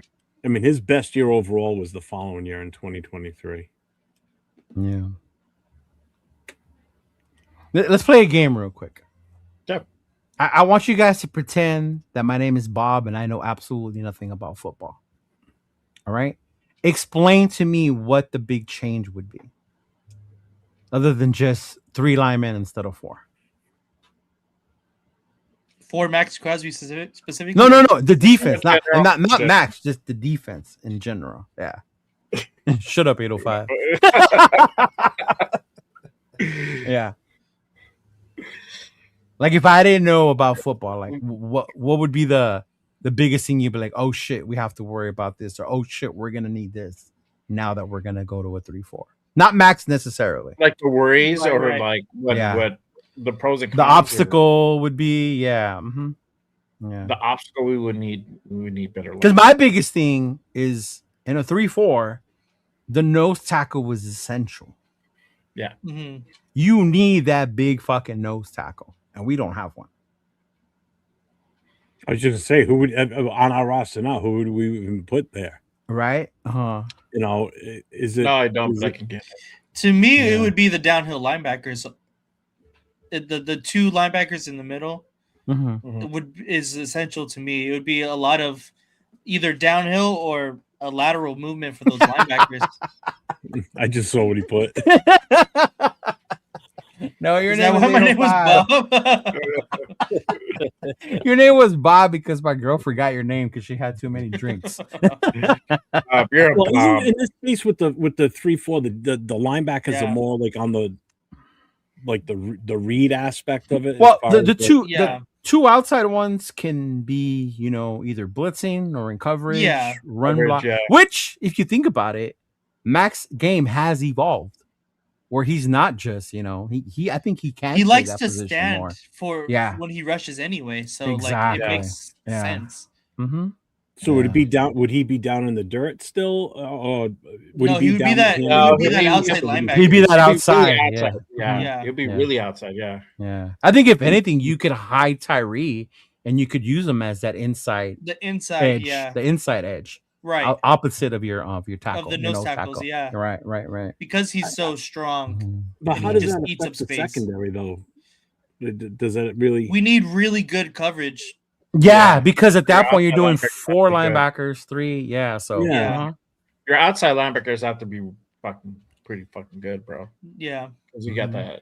You're gonna have. I mean, because I don't even have that on our roster. We didn't even really play 4-3 because we played a lot of with the 3 safeties at times too, right? With PG. Yeah. It wasn't really 3 linebackers in our 4-3. It was that extra roaming safety.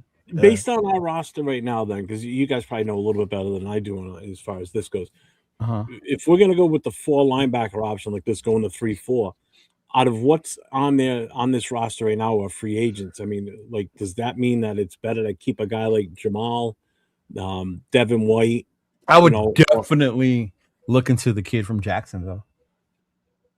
Oh, Lloyd. Yeah, Lloyd, bro. Devin Lloyd. 1,000%. 1,000%.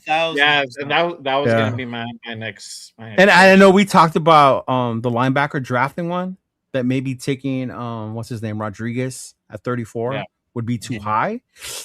I don't know if it would be too high anymore if we're gonna switch to. I don't know because his coverage skills, I'm not Mm-hmm. the biggest on, and you would need a lot of a good, at least decent coverage linebackers. Yeah, you do got to have the coverage as well. So that's where I think where it puts what's his name? You said was it Devin White? That's Devin where Lloyd. we'll put it. Yeah. No, but when somebody said keep Devin White, I think I saw. Keep Devin White. Yeah. That would be the liability coverage wise. He could be your thumper, but coverage wise, ooh, yeah. Yeah, bring back Devin White. Yeah. I want to be totally opposed to it, but I would like to see what. You know what? I think as Raider fans, we would enjoy it because a lot of the time we complain about the vanilla defense we play. Right? How PG lets them sit back, right? We don't blitz enough, right? There's not enough blitzing. We just try to get there with 4. If we don't get there with 4, bah. I think the only part that makes me excited is like I think how 805 just said is the blitzing packages. Because when I play Madden, that's why I play 3-4. It's for the blitzing packages. You get all kinds of crazy blitzes you can send. Yeah. And it's gonna be very similar to what Mike McDonald runs. You know, and you got to have the personnel though. Exactly. Seattle has some great corners. Yeah. Yeah. Our next segment will kind of dip into like corners. But I know a lot of the talk was how's it gonna affect Maxx? Is this still Q? We're not gonna like Maxx is not gonna like this. I think as a competitor that Maxx Crosby is, I think he'll be open to the challenge if he has to play outside linebacker. I think so too. Yeah. Oh, don't even get me started about Carson Schlesinger, dude. No, my God, yeah. That was our pick that we wanted last year, bro. Was Carson? Oh my God, and I'm a USC fan, dude. Fuck. Yeah. Yeah. I'm a USC hater, so yeah. Yeah. But yeah, we would run more schemes defensively. We would hide more shit, more disguise. Which adds again to what we've been saying about how everybody says you bring in a QB with a winning culture that we're going to win instantly. Now you're on the other side of the ball, a young defensive coordinator running a new scheme with new players, right? So that has to be into mind also about how successful we're going to be. Yeah. But it's not totally foreign to him. Obviously, he worked with Mike McDonald in Baltimore. You know. Yeah, but how long has he been with PG right now? what 4 years now? Because he's been 3 years, or is it 3 years or 4 years? 4 years. It's I think. 4. McDaniels got here what 4 years? So 4 years ago, yeah. Yeah. Yeah. I hate even saying that guy's name. Who? Josh The McDaniels. names you just said. Oh, anything that has to do with the Patriots, you just cringe when we say it. I know. Yeah. Well, it's sort of like you guys with the Rams. Well, Nate with the Rams, anyway. Yeah, I don't understand Nathan's hate for the Rams. Yeah. It's just Especially because he's an Angels fan. They used to play in Anaheim, so you That would doesn't mean think he would shit like to the me. Rams. I wasn't like, even yeah. born then. Yeah. Coach has a question. He says, I need someone to answer me this. Which is more suffocating and disruptive for the QB, a 4-3 or 3-4? Oh, Coach, it depends on your personnel, bro. You look at the Giants back when they were the dominating defense. That front four can get to the quarterback and create havoc. When Tampa Bay beat Patrick Mahomes in the Super Bowl, that front four created havoc. When you don't have that front four like that, I think a 3-4 enables you to send make the quarterback's life a living hell through disguising what you're doing. You're able to hide it more. That's when you start playing the whole cerebral thing with the quarterback at that point. Yeah. Yeah. Yeah. So it just depends on the personnel and how they run it. Yeah. Yeah. Yeah, I think it's going to be a variant of what Mac. LT played mostly 3-4. Look at that. Yeah. No, I meant the Strahan Giants when I said the Giants. I meant those Giants. With that front four was nasty, bro. With Justin Tuck and Michael Strahan and them. Jesus Christ. Yeah. Yeah. Marty says we need better coverage linebackers. Tommy freaking Eichenberg and Cody the Truth Lindenberg, the only 2 linebackers in our roster. You honestly need players that can play. What do they call them? Like hybrid type players. They can do more than just one thing. Yeah. Yeah. Yeah. LT was different, bro. LT was insane. Yeah. Yeah. But I think one this draft class is pretty big on linebackers, pretty deep. And then you have guys like Devin Lloyd out there that you can go ahead and go after. You gotta find the right linebackers, bro. Yeah. Wow. Yeah. Oh man, I'd be excited again as I love defense. So as a Raider fan, I should like this because that means we might have to start getting some actual real linebackers back on the team. Yeah. Yeah. No, Reggie White was a perfect defense. Exactly 3-4, but he was a D. Yeah. God, watching him play was amazing. Oh God, Reggie White was fucking insane, bro. The way he would just throw fucking offensive linemen into the quarterback. He was unbelievable to watch, man. Yeah. Yeah, it gives you I think it gives you the opportunity to disguise things and make it harder on the offense, which is good. Yeah. And you look at who we play. We play Mahomes, Herbert now with McDaniels, right? You got to make fucking shit hard for them. You can't just sit in coverage and then wait for them to, Here, I'm gonna pull this up. Somebody asked like, who's the top linebacker in free agency? So I'm gonna go ahead and pull that up, real quick. Hang on. There we go. All right, so these are the top free agent linebackers currently. This is off Spot Track. So Bobby Wagner is at the top, but he is on the older side, 35 and a half. He's up there, man. Yeah, Logan Wilson is on second. He's 29 and a half. He'll be 30 this year. Damn, they got David old as fuck too. Yeah, Demario Davis. Yeah, Kenneth Murray. And that's when you start kind of Kenneth Murray. Yeah, I like. He's alone. Matt Milano's out there. Yeah. I would not mind a Matt Milano, bro. Yeah. And you got Quincy Williams, Jets, Cole Holcomb, Pittsburgh. These are almost 30-year-olds. There you go. Get to the younger guys. There you go. Yeah. Ooh, Devin Lloyd. Quay Walker. Quay Walker, bro. And a Quay 3-4 Walker would be nice. You imagine His him opposite of market value Maxx? is 8. His market value is just above 8, so he's not too expensive. That's not too bad, yeah. No, but I think Devin Lloyd's at a 20. 9 to 10. Yeah. He's worth it. Devin Bush. Devin Bush. Devin Bush is still out there. He's a good one. Devin Lloyd. There's Devin Lloyd. Devin Lloyd, yeah. 20 mils. Yeah. I would keep E-Rob, bro. I would keep E-Rob. I would keep it Landon. Just a small little uptick in cost too, so not worried about that. Yeah, there ain't too many out there, man. Oh, Oingo Boingo. Amen, Oingo Boingo. Oingo Boingo is crazy. Popular band in the 80s. Yeah, the dinosaur song. Well, they did a lot of the songs from some of those 80 teen movies too. Yeah, they're yeah. So that's kind of Jermaine Pratt. That's funny. Bro. We should have kept him, man. I've always liked Milano, bro. I've always liked Milano. I've always liked Milano too. Yeah, but didn't he get hurt last year? Milano, yeah. Yeah, I think he got hurt. Quay Walker, though, bro. Quay Walker would be sick. That's sick right there. I would put him up there at number 1, actually, for us. Yeah. Oh, yeah. Boingo, boingo. Yeah. It's a dead man's party. Who so that's what you know. So there's some guys out there. They came out in the movie Back to School. Remember, Jeff? Yeah. They did Back to School. They did songs of Weird Science. Just about every freaking movie. Oh, they did do the Weird Science song, huh? They did a lot of those songs. Weird Science. Yeah.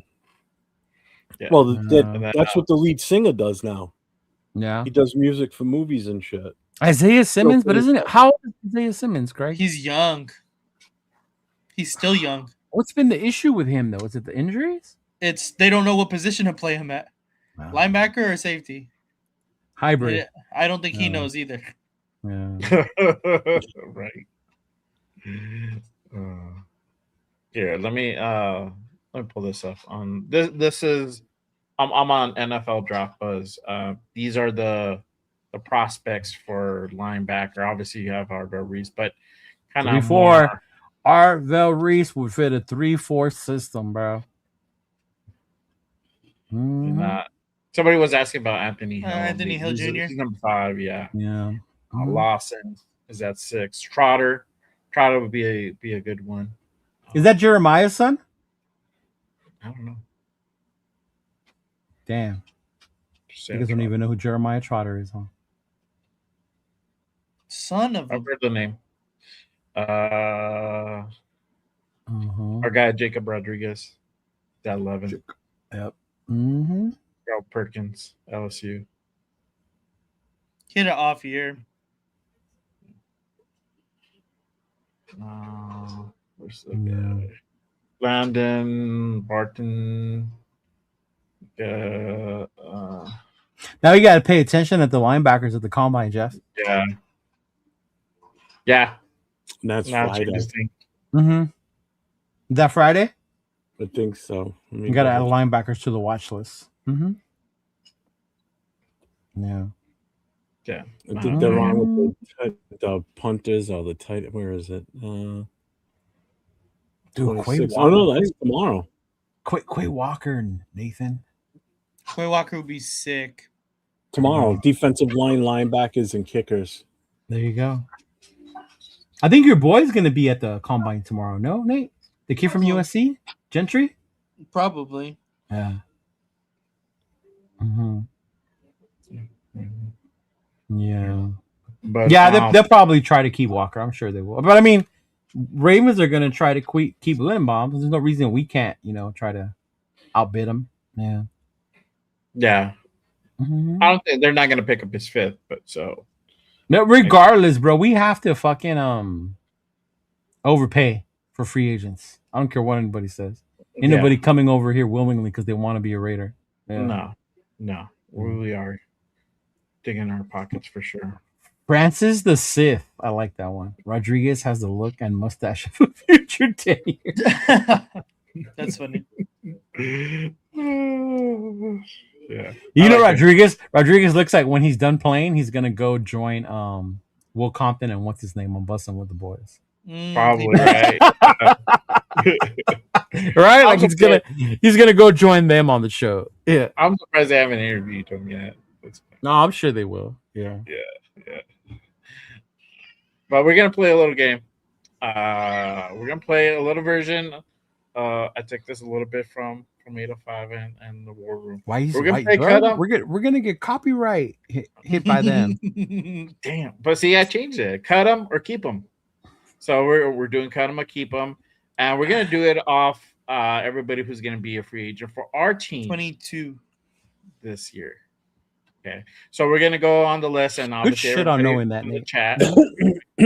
Everybody in the chat, make sure you guys go ahead and let us know. We're gonna go through sections. Okay, so put obviously C for cut, K for cut them, keep them. He said BCA. Hey, and I still on appeal about 805s. Cut him, bench him, sit him today. Because the running back he put as the mystery one was way better than the other two. Yeah. I saw it briefly. Yeah. Thurman Thomas had no business in the same category as Corey Dillon and Steven Jackson. And I don't even like Buffalo. Hot Jeff, that wasn't a fair one. No. 805. Don't worry. He got yelled at. He did, bro. All us older people were like, "How dare you put Thurman Thomas up there with those two?" Well, because when he puts those up, I try when he leaves the middle one open. I try and I'm thinking it's the third guy is in that same era. Same. Those Not even the era, same category as far as I wasn't going as far back as that. I was looking at guys that played the same time they did, and that's the names I was putting out there. And then when he puts up Thurman Thomas as the image, I'm like, are you fucking kidding me? That's like Jesus Christ. All right. That's a big difference from that time frame. Yeah. Yeah, the slander will continue for that one, 805. Yeah. For real. All right. So make sure you guys put a K for cut them or C for cut them or K for keep. All right. Here we go. Let me put this down. All right. So we're going to start with this first row. Unrestricted free agents, Jamal Adams, Alex Bachman, Jacob Boydenmeyer, he's a long snapper, and our guy, Cash Money Carlson. Who are you keeping? Who are you cutting? How many are we keeping and cutting? Well, just start one by one. Just start one by one. One by one. Yeah. So Jamal Adams first. Yes. Left to right. So are you keeping him or are you cutting him? I'm keeping Jamal. I'm cutting Jamal. I'm cutting Jamal. Yeah. I'm gonna have to cut Jamal. I like Jamal, but hey, you got to put your feelings aside. I have to put my feelings aside. Yeah. Alex Bachman. Cut. Cut. Jacob Bodenmeyer. That's a definite keep. That's a keep. I mean, keep 100%. Probably the top guy we need to sign right away. Hey, no one touches the ball more than the center. Yes, that's right. Per Will. Yes. Yeah, Baba Moy should be one of the first ones we sign. Number one, it's going to be probably one of the cheapest ones to sign and the easiest to sign and one of the toughest positions to fill. So you don't fuck with the long snapper. No, I think and it's easy. It's a cheap sign. You don't have to worry about it. It single-handedly lost us the Chicago game. No, he didn't. What's his name went on record and said it was his fault. Okay. It was not his fault. They timed it. How many times do you see him screw up, even if that was his fault? Come on. No. What did you? It was Jonah, right? What did he say when he went on the show with Samoan? What did he say? That was my bad. It was. Also, but he said I turned, and he was like, "Fuck." I didn't either. 805. That's the first time I've really seen a good picture of him. I'm like, dude, me either. I didn't know he looked like that. Yeah, me neither, bro. It makes no difference to me. I'm not gonna lie. I don't think about the long snapper ever. So, it's one. I'm telling you, that's an important part of I this game. just remember the name John Kondo. That was the name I found out how important the fucking long snapper is, Nathan. He was a long snapper for a long time, and he was damn good. Mm-hmm. I was at the game where Kondo got hurt, and I didn't realize what a difference. Long snapper. Yeah, they get hurt. Yeah. Yeah, you need to have a good long snapper. Yeah. Mm-hmm. Outside of the quarterback, the long snapper is one of the most protected players on the field, if you think about it. It's the really center, according to Will. It's the center. No, the most protected. Like, you can't line up on him. You can't touch him. Oh, yeah, you can't line up over his head. You can't do anything to that guy. You touch him, that's a penalty. Yeah. Carlson, you got to keep Carlson. No, cut his ass. I'm cutting him. Angel, why are you keeping Bachman? I'm surprised why you want to keep Bachman. His returns. I'm cutting him though. Yeah. If we can only do 2 and 2, I'm keeping Jamal and keeping Bob and Moya, and I'm cutting Bachman and Carlson. Yeah, I know you're cutting money, Carlson. I'm not shocked at all. I know. Yeah. Nope. Draft one. He'll sign the guy off the street. Yeah, we'll get an undrafted free agent kicker at the end of it. We'll draft one with our second round pick. Yeah. Yeah. Well, fuck that. Let's get him in the first. And then we'll glorify him about how great he is, and he should be in the Hall of Fame. I agree. Take him with the number 1. Oh, right there. I agree. Shedrick Jackson over. See, I would rather keep Shedrick Jackson. I would keep Shedrick Jackson. Yeah. Mm-hmm. EBT Carlson. All right. So let's go to the next row. That's what Forsyth looks like. Yeah. Well, that's a picture they got of him. I gotta stop. I told you I gotta stop watching the Lincoln Lawyer. These all look like mugshots to me right now. They do. Fucking Malcolm Coons is not even smiling, bro. Darnay Holmes looks like Brandon Marshall. Not really. Huh? Lonnie Johnson. Lonnie Johnson got hurt. John Rader. Cut. I think same. I like Coons, but I don't know. If you can't keep him for under $5 million. I would keep him if he were to go ahead and cut that contract in half. This might be unpopular, but I'm gonna say keep Lonnie. I don't think that's terrible. I don't think it's a bad take. I mean, he didn't play a full. I mean, he was out. And that's what I'm saying, because he got injured. All right, you know what? I'll go with you on that one. I'll give him the benefit of the doubt because of the injury. I can't really count a bad season on him. Luck would keep Darnay Holmes. And then now that we're switching to a 3-4, I might change my mind about Kuntz. I agree. I agree with that. Looking players are a different light now. Huh? Yes. Yes. Yeah. Mm-hmm. But how much would he want, though? Yeah. That would be the other thing. Last year he got his prove it deal. He didn't prove it, so now you gotta rework that. Hopefully he doesn't have Kirk Cousins' agent. Yeah. All right, so I'll cut Forsyth, cut Holmes, cut Kuntz, and keep Johnson. Right. I think iffy on keeping Johnson. I think you could talk me into Kuntz. Lonnie can play special teams as well. Yeah. Yeah. I think Forsyth and Darnay Holmes are for sure cuts though. Yeah. Him and Kuntz definitely look like two mugshots on this stuff. 100%. Did you guys see the picture I sent you of our boy Bane? No. That was Bane, the picture I sent you guys. That's how he showed up. Yeah. He did not give a fuck about getting his lineup for the combine. Yeah. My boy came to work. Fuck it. Give it a shit. Yeah. Yeah, I would cut Stone. I would cut Darnay. Maybe I would keep Lonnie. I'll only keep Malcolm if he was cheap. Yeah, same. Not worth 10. Well, he got 13 last year, right?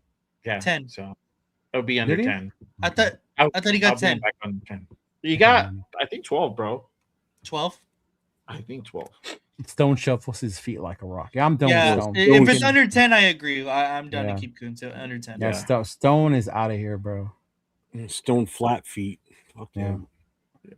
All right. So let's go to the next one. Cut. They're all free agents. They're all going anyway. Oh, this is a cut straight across the board. Cut. I don't know. Do you cut. remember the conversation we cut. just had about a quarterback, right? About needing another one. I don't think. I don't think Kenny Pickett is that one though. I don't think. But he's not going to be your starter, right? He could come in on and emerge a backup. He played this season. He's horrible. We don't need him to be. But AOC. Come on now. I'd rather have AOC. How many games do you think before he gets hurt? I'd rather have AOC than Pickett. Well, checkmate said he'll keep doing as our third. Yeah. No, but you can think about it. Oh, yeah, because we talked about the Geno thing. Yeah. Yeah. It would depend on what we do with Geno, but yeah. Mm-hmm. But yeah, I guess cut all 4, bro. I'm out. Yeah, everybody was mostly saying cut. Mm-hmm. A couple people said, like checkmate said he'll. Damn, Dylan didn't even get no love with the new O-line coach. We're just saying, fuck him. I said no. I said it. Did you? I said it. I did. I'm done with Dylan. I'd be surprised because he is a versatile player, Parham, right? So maybe in the zone he can do a little better because he doesn't have the ass for power, right? No. Right. Mm-hmm. Yeah. Yeah, maybe. I don't know. Question mark on Parham. I think that's the only one that we keep there. Yeah. Not for Everyone me. else can get cut. Yeah. Finally, he's a free agent and he's gone. I'm happy. I don't want him. I think maybe Stokes here we keep, and Stokes. Thomas played fine. I'm keeping on Ian Thomas. Ian Thomas, Eric Stokes, yes. Yeah. I think those are the only two guys that we. Yeah, I would cut John. E-Rob is a question mark if we can't get I think the he's younger too linebackers. old. Yeah. Yeah, but if you can't get those younger guys, and Yeah. I like he Stokes. wasn't that I would keep expensive. Stokes. He wasn't that expensive. No. Yeah, Stokes is a good like second, third corner. Like I think we should keep Radigan. I don't even know who that is. I don't know. Yeah. Damn, Ja would cut Ian Thomas. Really? Wow. He played fine. Yeah, he's a third tight end, bro. I don't see the problem with that. Yeah. Mm-hmm. Yeah, I like Ian Thomas. I think Stokes we keep. Yeah, Angel said, "Fuck them all, bro." Frank's like, keep. Yeah, that's what I agree with Frank. Thomas, I can see that too. Maybe, yeah. He did pretty well. I like receiver. All right, down to cut, double cut. Double cut. F. Wait. What if we make Zamir White our fullback? Fuck no. No. I played running back before. I know what it takes to be a fullback. Just run straight ahead, bro. Don't stop. I know. Look at how unproportionate his face is. His lips look super, super small, and he's got this big ass wide nose. Look at his mouth. His mouth is like a tiny little thing. I like he had a Devin White, cleft lip. bro. Oh, I like he? Devin White. Yeah. Though. He does. I didn't know that. All right, now I'm an asshole. You are. Yeah. Damn it. Tapping on somebody with cleft. Yeah, Dixie, you're right. He does look confused. I like Devin White, but I don't know, man.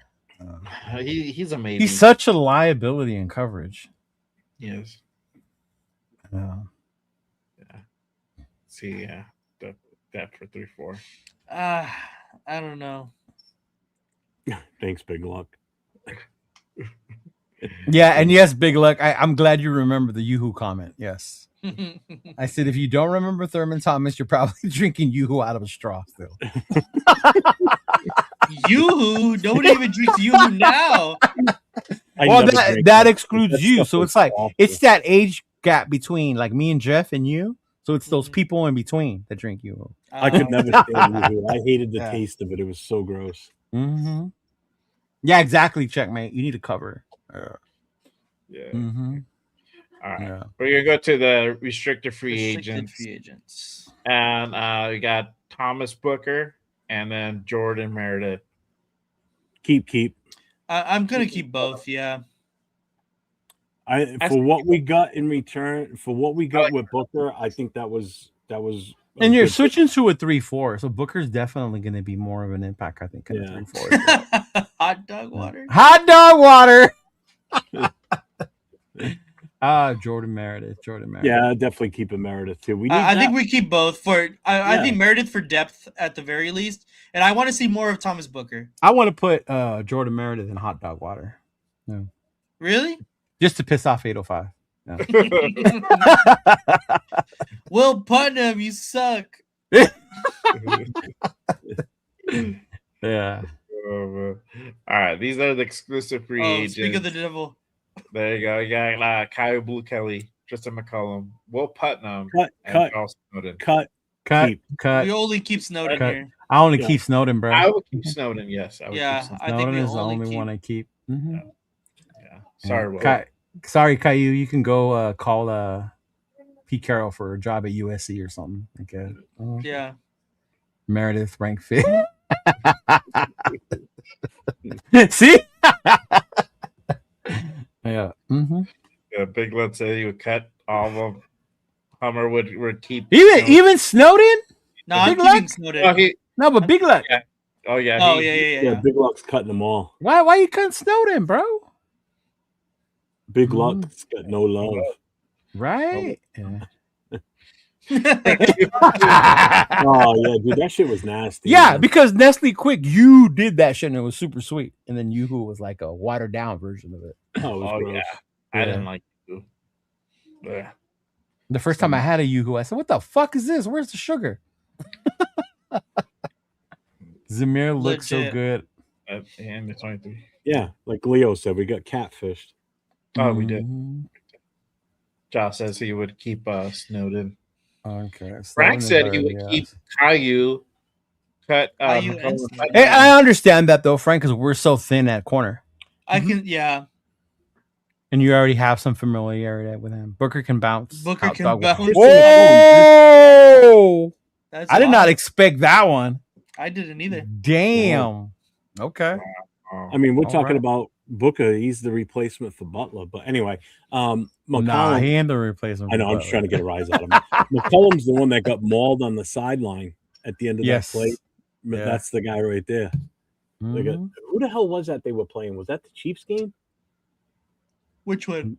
Or was that the Giants game when he slid into the back of the sideline of the opposing team? I forget who we were playing. That was he the had, Chiefs like- game, right? Was it the Chiefs game? I don't think so. He had like Mhm. 15 guys beating on his ass. Yeah. Mhm. Oh, that was the Giants game. Was it the Giants? Yeah, that was Yeah. McCollum that had that happen too. Booker was there for Kubiak's arrival, so he's coming back. Okay. That's a dude I like. I like Thomas Booker. I me did too. I want to see more at least. Yeah, I definitely. I miss Jacorian Bennett, but whatever. I do too. He didn't even play. I don't give a fuck. I can miss him. Oh man. But yeah, Is that the end of the list? That is the end of the list. That was keep him. That's what Will Putnam looks like. That is He what Will definitely needs to Putnam- be cut. Then. Wow. Oh man. cut. Oh man. Oh, we do but, a trade or keep. Can we Trade what? Max, trade the pick. Keep nothing. Get 25 draft picks so we can draft an entirely new Yeah. team. Yeah, Got a exactly. whole new roster in one season. Oh, one No shot. Yeah. way. On one shot. Just get it over It with. worked for New England, so why can't it work for us? Right. Exactly right. But we talked about it earlier. It is Combine Week. The Underworld Olympics is about to start in just a day or two. So what are, now that we kind of know what our defense is gonna kind of look like and who our offensive line coaches, what are some of the players that you guys are gonna be kind of looking out for? And everybody in chat, who are some of the guys that you guys are gonna be looking out for? Anybody that you guys like? I'll start with you, Nick. Who is there anybody that you're keeping in mind that you're going to be looking out for in this combine? Yeah, well, of course, all the SC guys. I'm mainly interested in Jacoby Lane because I think that he has the potential to be a very good player. Just off size and catchability, catch radius. I think he has a really good chance to possibly even end up with the Raiders. So definitely Jacoby Lane for sure. When is he projected? A second round. Jacoby Lane. Yeah, Jacoby Lane is the second. Yeah, like early to mid second. Yeah. Oh. So definitely him. I of course want to see Jacob Rodriguez. I honestly, not anyone in specific, but I really want to see the running backs because I do think that we need to have a complementary back to Ashton Genty, and I think it would be easier to get someone in the draft rather than someone in free agency or Jadarian Price out of Notre Dame. I mean, I don't know about. I don't really care about Notre Dame players, but sure. Price, he's a good two. He was the one that was opposite of Jeremiah. Yeah, exactly. He's a good two in college. Mm-hmm. Yeah, because they had Jeremiah Love. Yeah. Mm-hmm. Yeah. But as far as like in specific people, it's really kind of a toss up, to be honest. Like I want to see Rodriguez, I want to see Lane, I want to see Dunker, and I want to see who's the center for wow, Coogan. Yes, Pat Coogan. So you want to see the Indiana players too? Of course, because everyone's gonna want to, put them together because we're hypothetically already drafted Fernando Mendoza. So Sarai, I like Sarai honestly, actually too, though. But yeah. Casey Concepcion's a good one. He's really good too. Yeah, Chris I think he's in the first. But Concepcion's a good in the first. Mm-hmm. Yeah, Cooper probably in the second. What you're looking at? Yeah. What about you? There's a lot of players. The linebackers for sure. I like to watch the 40, especially now. I like to watch the 40, so I like to see these motherfuckers run fast. Definitely whoever came out of Notre Dame, I'll be watching them to see how they do. Stay away from Tennessee wide receivers. Don't fall asleep with fall with their measurements. Please. So no Chris Brazzle. Yeah. Mm-hmm. Exactly. Why would we want another Thornton Jr. type? Like, why do we want another one? Yeah. Yeah. Actually, the wide receiver, I don't know their name. Him. I want to see him. I want to see the D tackles, bro. Because now I got to pay attention to who could be our nose. If there's a nose in there for us. Yeah. Because does Tonka have the ass to be the nose? I think so. I don't even know what his dimensions are. I think so. I think he's pretty good. Yeah. Yeah. There you go, Sacktown. Malachi Fields. Mm-hmm. Malachi Fields. Here comes the hate. I see it in his eyes. Okay. Malachi Fields did what? Right. Mm-hmm. And that's funny.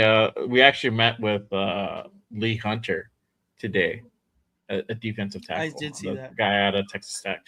For me, anybody on the fucking Texas Tech team on that defense, for yeah. sure. Oh yeah. Yeah, but those Texas Tech kids all got paid to go there. And remember what Spytek said when they asked him about the new NIL, like how it shows you the personality of a kid, about whether they commit to a program or whether if they bounce around for the next check. Yeah. So I'm just saying, a lot of those Texas Tech kids, they did go there for that 1 year, and they got paid to go there that 1 year. Yeah. Mm-hmm. Well, Fields is a tall dude, huh? Yeah. 6'4". And you know what? Fields can run routes, y'all. And he can catch. Jacoby Lane's taller. Mm-hmm. Oh, God. I feel like that was going to come. Stop your Texas Tech propaganda. Uh-huh. Yeah. I did see that, bro. I'm telling you. People did think Price was going to be. Price is good, bro. I'm telling you. Price is good. Yeah. Mm-hmm. Just that with Love. Love had that home run fucking thing with him every time he touched the ball. Yeah. Mm-hmm. Yeah. Yeah. Hunter was there for more than a year. My bad, Big Luck. What is it projected? I don't know. And you also got to look some of these kids from the smaller schools, right? Like the North Dakotas and all that shit.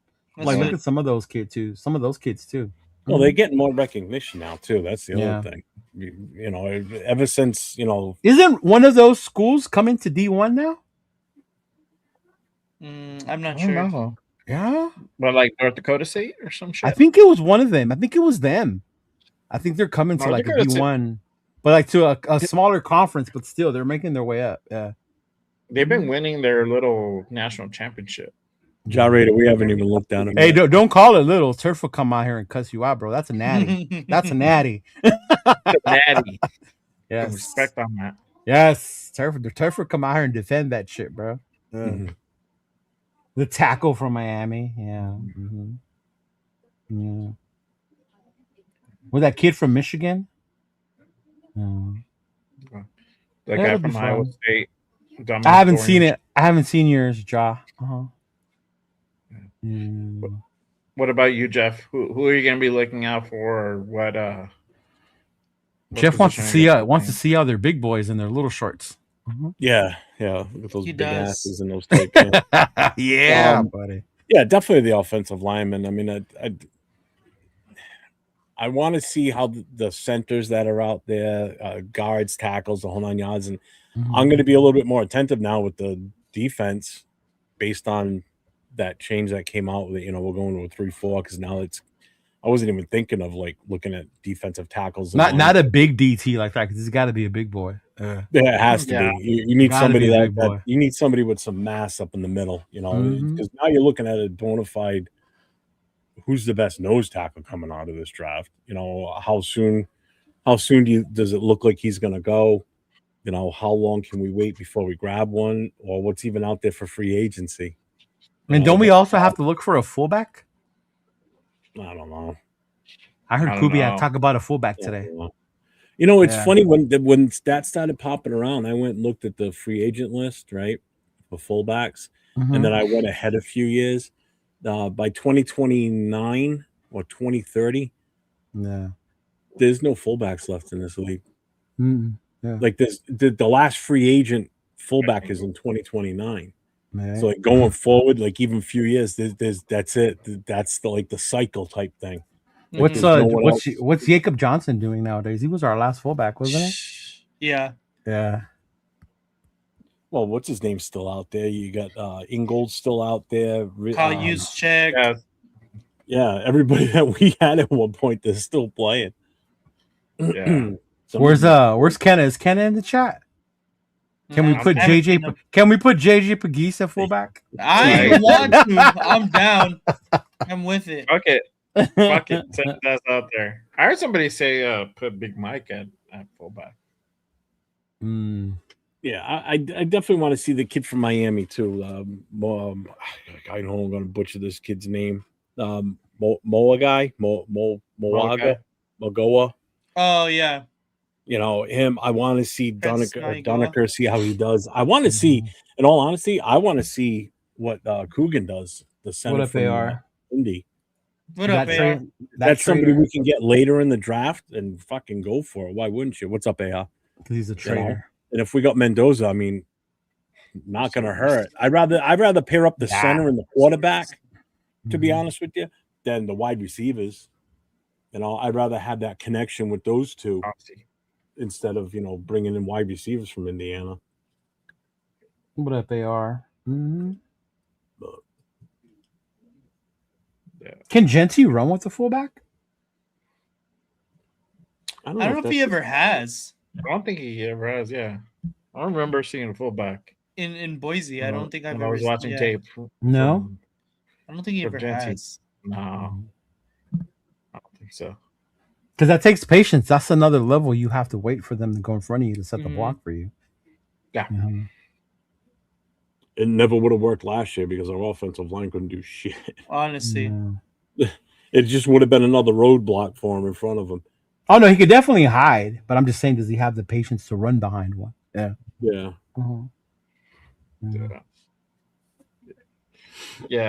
For me, I'll be looking at the linemen, offensive linemen, and linebackers.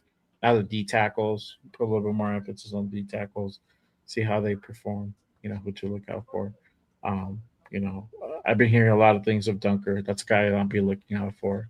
I also want to know kind of what Connor Lew, how he looks as well.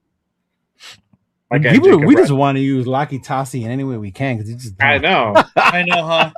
D tackle, O line, fullback. Get him out Ryan there. has We just want that Line up. motherfucker on the field, eh?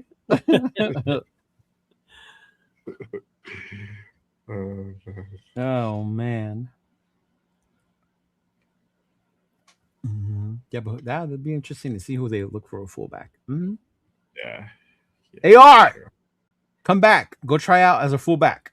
There you go, bro. I think AR can play fullback, bro. Get him Yeah. on a visa. Yeah. Forget Tassi. We got AR. There you go. Tell me Dave couldn't play fullback, Nathan. Oh, he definitely could. Right? Yeah. I don't know if he'd ever end up going back to Australia if that was the case, though.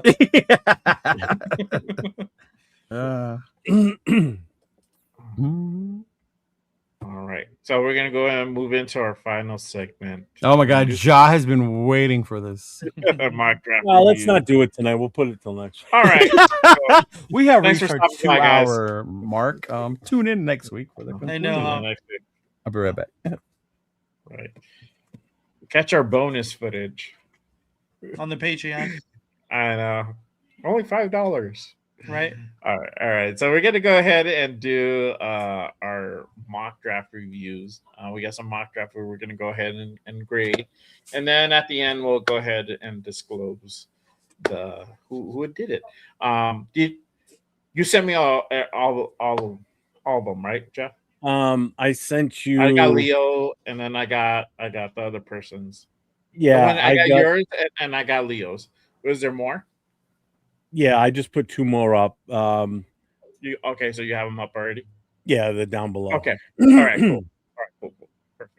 All right, so let's go ahead, and then obviously everybody in the chat, make sure you guys go ahead and grade it A, B, C, D, or F. Let us know what you guys think. Or Okay. E. E. For excellent. Excellent. Yeah. All right, there you go. All right, so let's start off with the first one, and this is straight up. This is no trades. Let's see here. All right. So the first one you got Fernando, number 1, and then Lee Hunter in the second round. Jeremy Bernard, wide receiver out of Alabama. For the third round, Jacob Rodriguez. I think I know who this is. In the 4th, Tristan Lee, offensive tackle, Clemson. Preston Hodge at 134, corner for Colorado. That's kind of high for Hodge, isn't it? Oh, come on! I think that's what he's ready to go. And then you got Dante Corleone. D tackle out of Cincinnati. I believe that is the 5th. And then the 6th is James Brodnicker. And then 184, which is the other. I think this is 6 again. Seth McGowan, running back out of Kentucky. Then CJ Daniels, wide receiver out of Miami for the 7th round pick. All right. So make sure you guys go ahead again, grade them A, B, C, D, or F. Jeff, what do you think about this mock? Big Gluck said an A. What do you grade this? C minus. This mock? Damn. I'll go with a B on it. Okay. Probably some more offensive linemen in there, but Rodriguez is a bonus. He addressed the running back issue. Wide receiver early. Yeah, I'll go with a B+ on it. Okay. Leo? I would go with the B-, and I would only keep it a B because he was able to get Rodriguez as late as he was. Yeah, I was gonna say the same thing. I think getting that wide receiver at 67, especially that one, yeah, I probably wouldn't have done that. Yeah. Mm-hmm. Yeah. I would have went like maybe for another corner or something else. Yeah, I don't know. I totally agree with what Leo's saying. I think it was like a B- probably. There's some good picks here for sure. Yeah. I like the running back out of Kentucky, though. I'm not gonna lie. Yeah. Yeah. Nate, what about you? What do you grade it? Yeah, B minus. B minus. Yeah. I give it a B. I give it just a solid B. Yeah. I like Lane Hunter. I like Jacob Rodriguez. I like he addressed the offensive line for sure. That receiver at the third, it's a little bit too high, but it's not bad. It's not bad. Let's see here. Jason says A minus. Checkmate says B. I wouldn't take a wide receiver in the third. Okay. Ja says B minus. Pete, Rated Pete says C plus. Frank Weber C plus. C, solid C, excuse me. You know, this ain't Jaws. He gave it a C. Yeah. C minus for Edgar. Jason likes it. Okay. Big look A. All right. All right. So I'm gonna show you guys another one, and this is with trades. All right. Let's see here. So you got Arvell Reese. So it looks like they traded with the Jets. They traded back, right? And then they got Arvell Reese for the number 2 overall pick, and they got Francis Magua at 16. They got T.J. Parker, the edge out of Clemson. Monroe Freeling, offensive tackle for Georgia, at 36. Yeah, this dude really likes that wide receiver from Alabama. Oh, he does. Yeah. Bernard. You got Will Lee, the third corner out of Texas A&M, for I believe this is the 4th round pick. And then I think it's another. What's 124? Is 124 still 4th? I think so. Red Murdoch is a badass name. It is. It's almost as badass as Dixon Cider. Bryce Lance at 134, wide receiver, North Dakota State. Romella Height, edge for Texas says I like that one at in the 5th. Nick Barrett, another guy I like in the 5th. Red Murdoch, 178 and the 5th. 6, Cole Payton, quarterback in North Dakota State. And then Josh Cuevas, tight end, drafted another tight end out of Alabama for, I believe that's a 6th round pick. And then getting the Dallas 2027 1st round pick. So what do you grade this, guys? Again, A, B, C, D, or F. And then I'll start with Leo this time. What do you grade this? I like that he traded the pick, so you still got a lot for Mendoza, but I don't like that he didn't get a quarterback. Yeah, he did. Where? He did get a quarterback. He did get a quarterback. Yeah. Oh well, him. I guess I'm just thinking one of the other ones he could have got, like Simpson or. I mean, might as well be the same damn thing. Anyone after Mendoza is like. Yeah. Well, Simpson, you could have got Simpson at 16. Yeah, I guess. I'm not a big fan. Yeah, but other than that, you got a lot of players, a lot of depth. I like that. That's not bad. Yeah, I think I like this one a little bit more, considering like the people that he got at the top, and then I like the pick of Will Lee and Romella Height a little bit later in the draft as well. I would probably have to say solid B, maybe B plus here. Yeah. What about you? I would have said like a C plus. C plus. Okay. Yeah. C plus, B plus. Jeff. I'm gonna go B on this one. Okay. I like the fact that he got Reese. I mean, that's huge for us, especially with the changes we're going to be making. Love the offensive line pick. The edge too with the change. Parker, and then came back again with another offensive tackle. Yeah, that's what I was thinking too, Dixon. I would have took a shot at Nussmeier with trade back. That's for sure. And he grabbed a couple of wide receivers here too, not just one. Rated P is funny. Yeah, what happened with the 2 we took from that current? Yeah, we took 2 last year, and they're both gone. Yeah, I'll go with a B on that one. We took the superstar last year too. Touchdown Tommy. Yeah. We did. How's he doing? Yeah. Where did he go? New Orleans, I think. No, the one that got picked up somewhere else was the other kid. Which one? Miller. Cam Miller, yeah. Cam Miller got picked up somewhere else. Yeah. I don't The think Tommy Niners? got picked up at all. No, wasn't it the Dolphins? I don't Yes, remember. he went to Honestly, the I don't Dolphins. remember. Yeah. He went to the Dolphins. Yeah. I don't you're think right. Tommy got picked up at all. I don't think he did either. I think I want to say it's the Saints. I'm not sure. No. That sounds familiar. I mean, that sounds like maybe. Yeah. The Saints. Yeah, I remember seeing it somewhere. I think that he went to the Saints like shortly after. I agree. This is a B plus. I do like the fact that he got Arvo Reese. He got Francis, which is a big pickup. He got another tackle in Monroe. He did address the corners and Will Lee, and he got a safety. We do need another safety. I like Romello Height. They picked up at 174. And said Tommy's selling shoes.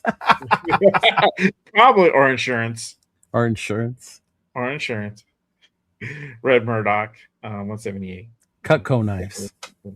Yeah. Cutco knives. That's crazy. God, I remember those. Good Lord. They still sell those things? Yeah, they do.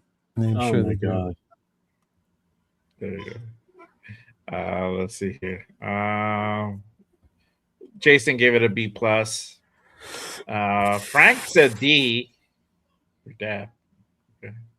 Let's see. C for Francis. Because dude double dipped on the offensive tackle. Already have one starter and potential backup on the roster. Edgar says B minus. Dixon said B plus. Greg says B plus. Josh says B plus. Checkmate says D. He says like Cole Payton, but Renata has to be number one. Okay, there you go. All right. Let's move on to our next one. All right, this one probably a little harder to see. They traded with Chicago, so we went down. Bro, Yeah, if you traded away that second round pick, you better have made this shit worth it, big dog. What did we get?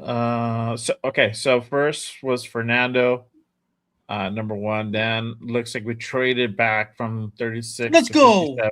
That's a big drop, bro. It's a 57. Yeah. I wonder what you got for that. It looks like you got 118. This one. 118. I think that's still the fourth round. So I like Jamarion Miller. Yeah. Bryce so maybe Lance. the comp was a Chicago second, Chicago fifth. I don't know. But 67 was Dunker. Bryce Miller's a good one. Lanny Miller was good. Bryce Lane at 118. Jude Browdy 124 offensive tackle. I don't know, bro. Preston Hodge corner. C minus. Yeah, I mean, I forget that you picked Fernando. I get it, but like to drop from where we were in the second round that low. Yeah. And then I don't see where you got the value of that with the rest of them. I mean, they were cool picks, but like I think you lost a lot of value in that and just getting other players. Yeah. I think he got an extra fourth. I think that's what it was. I think he grabbed 2 extra fourths. Yeah. And then a second next year? Yeah, no. So you got Did they send you what their trade was? No. Yeah. They did not. That's what I got. So we're just like trying to come up with the assumption here. Deshaun Singleton at 180. And then you have hang on a second. Jack Kelly's not bad. Deshaun Singleton. Deshaun Singleton, Romello Height. After that, you got Thaddeus Dixon, corner at 184. Carmen Harmon Ball, D tackle out of Arkansas, 192. But that's where you got more picks on the end because we don't have number 192. So he traded back to get more picks. The 5th and 6th round. Cameron Ball, D tackle out of Arkansas. Jamarian Miller, running back out of Alabama. Keyshawn Elliott, linebacker, Arizona State. And then you have the Chicago 2nd and Chicago 5th for 2027. So they traded with the Bears. Yeah, I say a D. Yeah. So go ahead and grade this one, guys. A, B, C, D, or F. Yeah, I'm gonna say D plus. D plus. D. You said D. I'm going C minus. Yeah, I think I'm probably gonna go with like a D plus, if anything. I'm not really feeling this one. Let's see. Francis says D plus, nothing but volume like last year. Be prepared for 3 months again. Let's go. Jeff loves volume, dude. He does. Yes, I think this is a Jeff. Come on. But even Jeff only gave this one and like It's what you do with the volume, huh, Jeff? Right? Yes. Wow. Ja gave it a D minus. Damn. Are you eating pirate booty? Me? Yeah. Oh, the Fritos? Who eats normal Fritos like that? Who doesn't? What's wrong with you? I don't. That's because you're 12. These on a peanut butter and fluff sandwich are amazing. I'll put them in any sandwich. They're awesome. Frito pie. What did you just say? That was old man talking. Only I understood that. Big Left says B minus. Edgar says let's go. Fernando pick 1 D minus. Oh man. All right. Yeah. I'm not really feeling this one, but what happened is? Ooh. No, regular Fritos are. Oh, what's wrong with y'all? Not everything has to be flaming hot or chili. Yeah. Yeah, everything has to be flaming hot. Yeah, when you're 12. It's bomb that way. That's why. Traded Max 184. How did you trade Maxx Crosby? Yeah. Bears 39. Can't even do that on this. Yeah. Traded number 1 to the Jets. See, this is I don't know. Okay. And this is why I don't like to do these, because you traded with the Jets and yet you still landed Fernando. Yeah. How the fuck did that work out? Well, sometimes the thing. He told me what they did. They took. I know, but still, like, yeah, they didn't have to move up. If you leave us at number 1, we take Fernando. You still get Bain or Reese. Yeah. F. No, I mean, I understand. It makes sense. Like, you land Fernando and you get more picks. I'm all for it. But it's just not real, I guess. 16, Sonny Styles, linebacker out of Ohio State. 33, TJ Parker. Exactly. Fantasyland. There you go. Checkmate. Yeah. I think you could have gotten something better at 16 than Sonny Styles, though. Right? Yeah, I think so, too. Yeah. I would have to have seen what was on the board at 16. Yeah, that's the thing. Yeah. You have to Uh-huh. see. Yeah, you always have to check kind of what everybody else did. TJ Parker. Oh, my goodness. 33. Oh, my goodness. Corner from Tennessee. Reed Adams, guard from Texas A&M. Christian Miller, defensive tackle. I did this mock at Hogwarts. Oh, my Lord. Mark Cooper Jr., wide receiver at Indiana at 70. So that is the second, third round pick.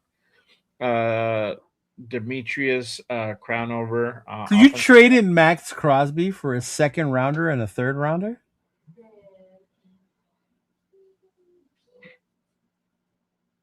I don't know.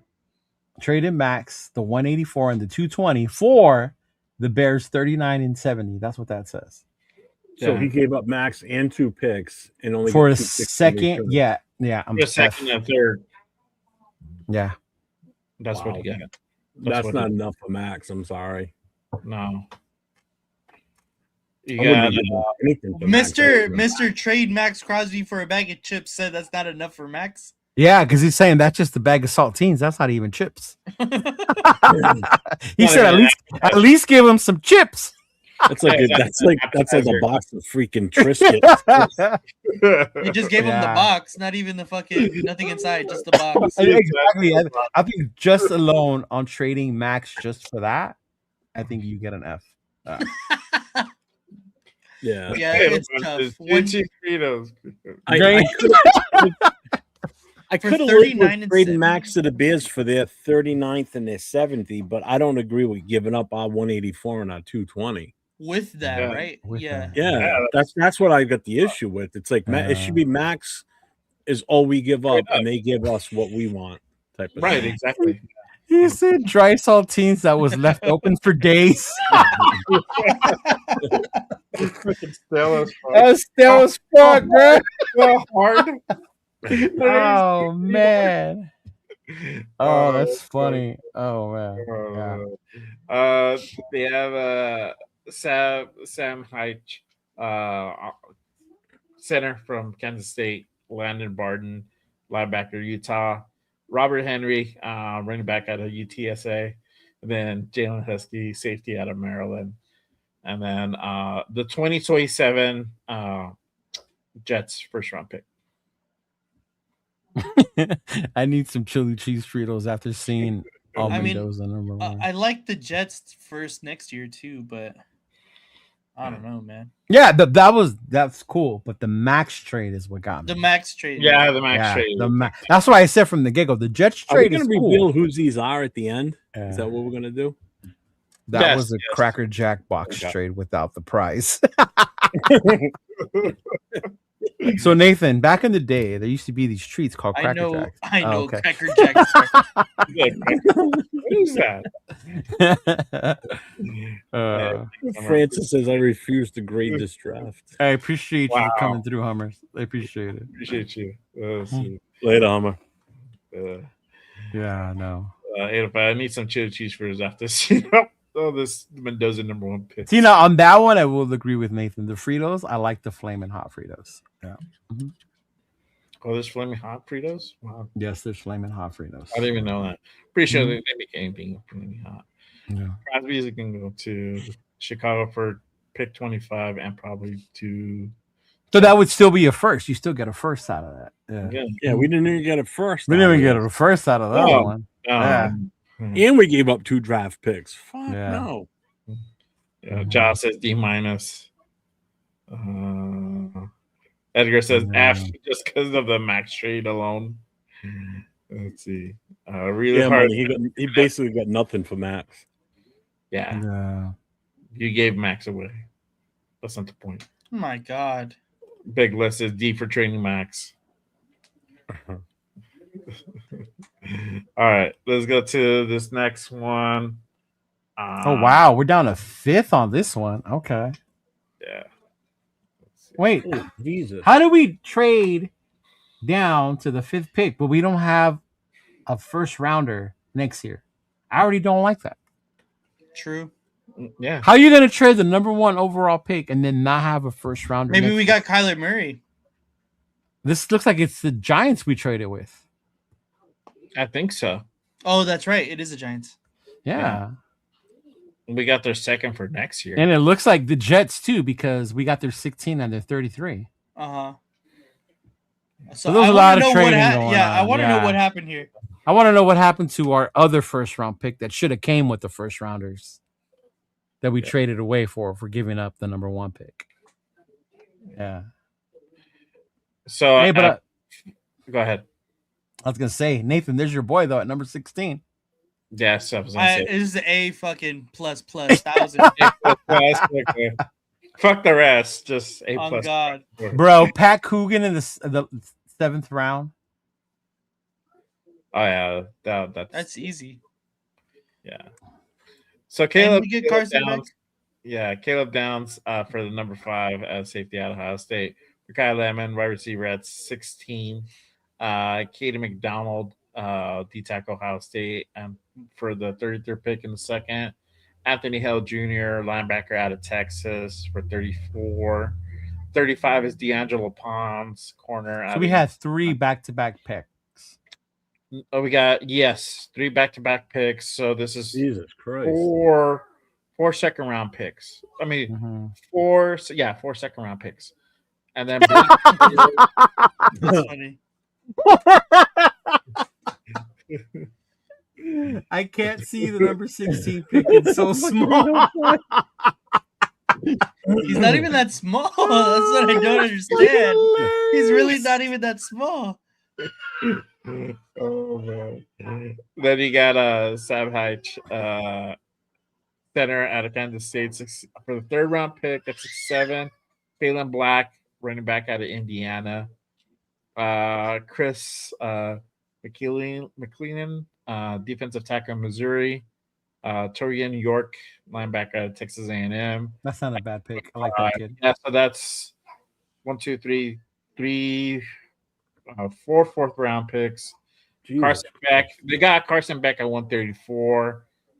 I'm not mad at that. That's fine. Hey, Kubiak can make anybody good, apparently. So why not Carson? So. Carson Beck could do it. Yeah. Jake Slaughter. Again, another center out of Florida. Jake Slaughter's actually, I like him. Yeah. Yeah, I'm not mad. I don't know if I would take 2 centers, though. Yeah, but why are you taking 2 centers?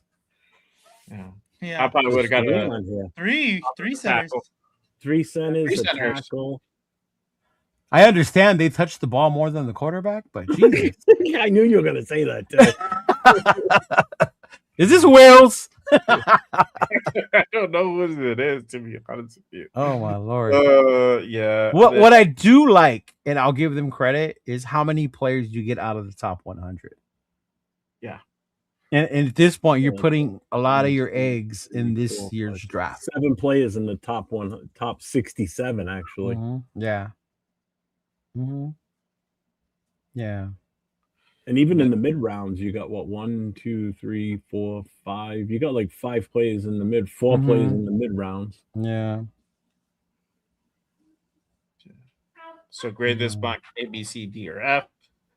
Jeff, start off with you. What do you grade this? A, B, C, D, or F?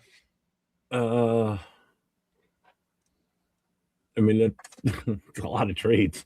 Right. A lot of trades. I want to know the breakdown on these trades, to be honest with you. I want to know what was given up to move these. Yeah. I mean, right now, based on getting the most out of what you traded away, Exactly, Dixon. A? A? Yeah. A minus. I'll go A minus. No, it follows Jeff's plan, honestly. Yeah, it does. Except for taking so many centers, it follows the. I didn't like that part. Hey. What about you, Leo? What do you grade it? I like the players he took with it.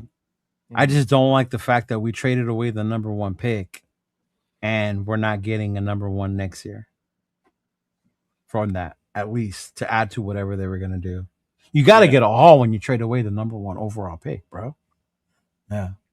I like the players, though. Don't get me wrong. I like Downs. I like Lemon, right? I like Anthony Hill. I like Pons. These are all dudes that I think can make an impact this year. Yeah. Yeah. I like this one. I mean, we still have our number 1 for next year. Ours. We just don't have another team's number 1. Yeah. Yeah. And the Giants' second might be good too. Yeah. Maybe, yeah. It could be an early one like ours this year, right? Yeah. Yeah. Yeah. So what do you guys grade it? I would have to understand the yeah, that's the thing. The trade. Yeah. It's hard to understand with no context. Yeah. I give it an I for incomplete. There you go, Pete. If I had a grade, I would probably grade it a C. I would do it like the teacher used to do. Come see me. so you could explain to me what you were thinking when you did this. Then they come in front of you. You're like, what the fuck? Yeah, like come see me. Like, what the hell? Okay. Yeah, I give it a C. So what's the chat saying? I don't think he traded next year's number one.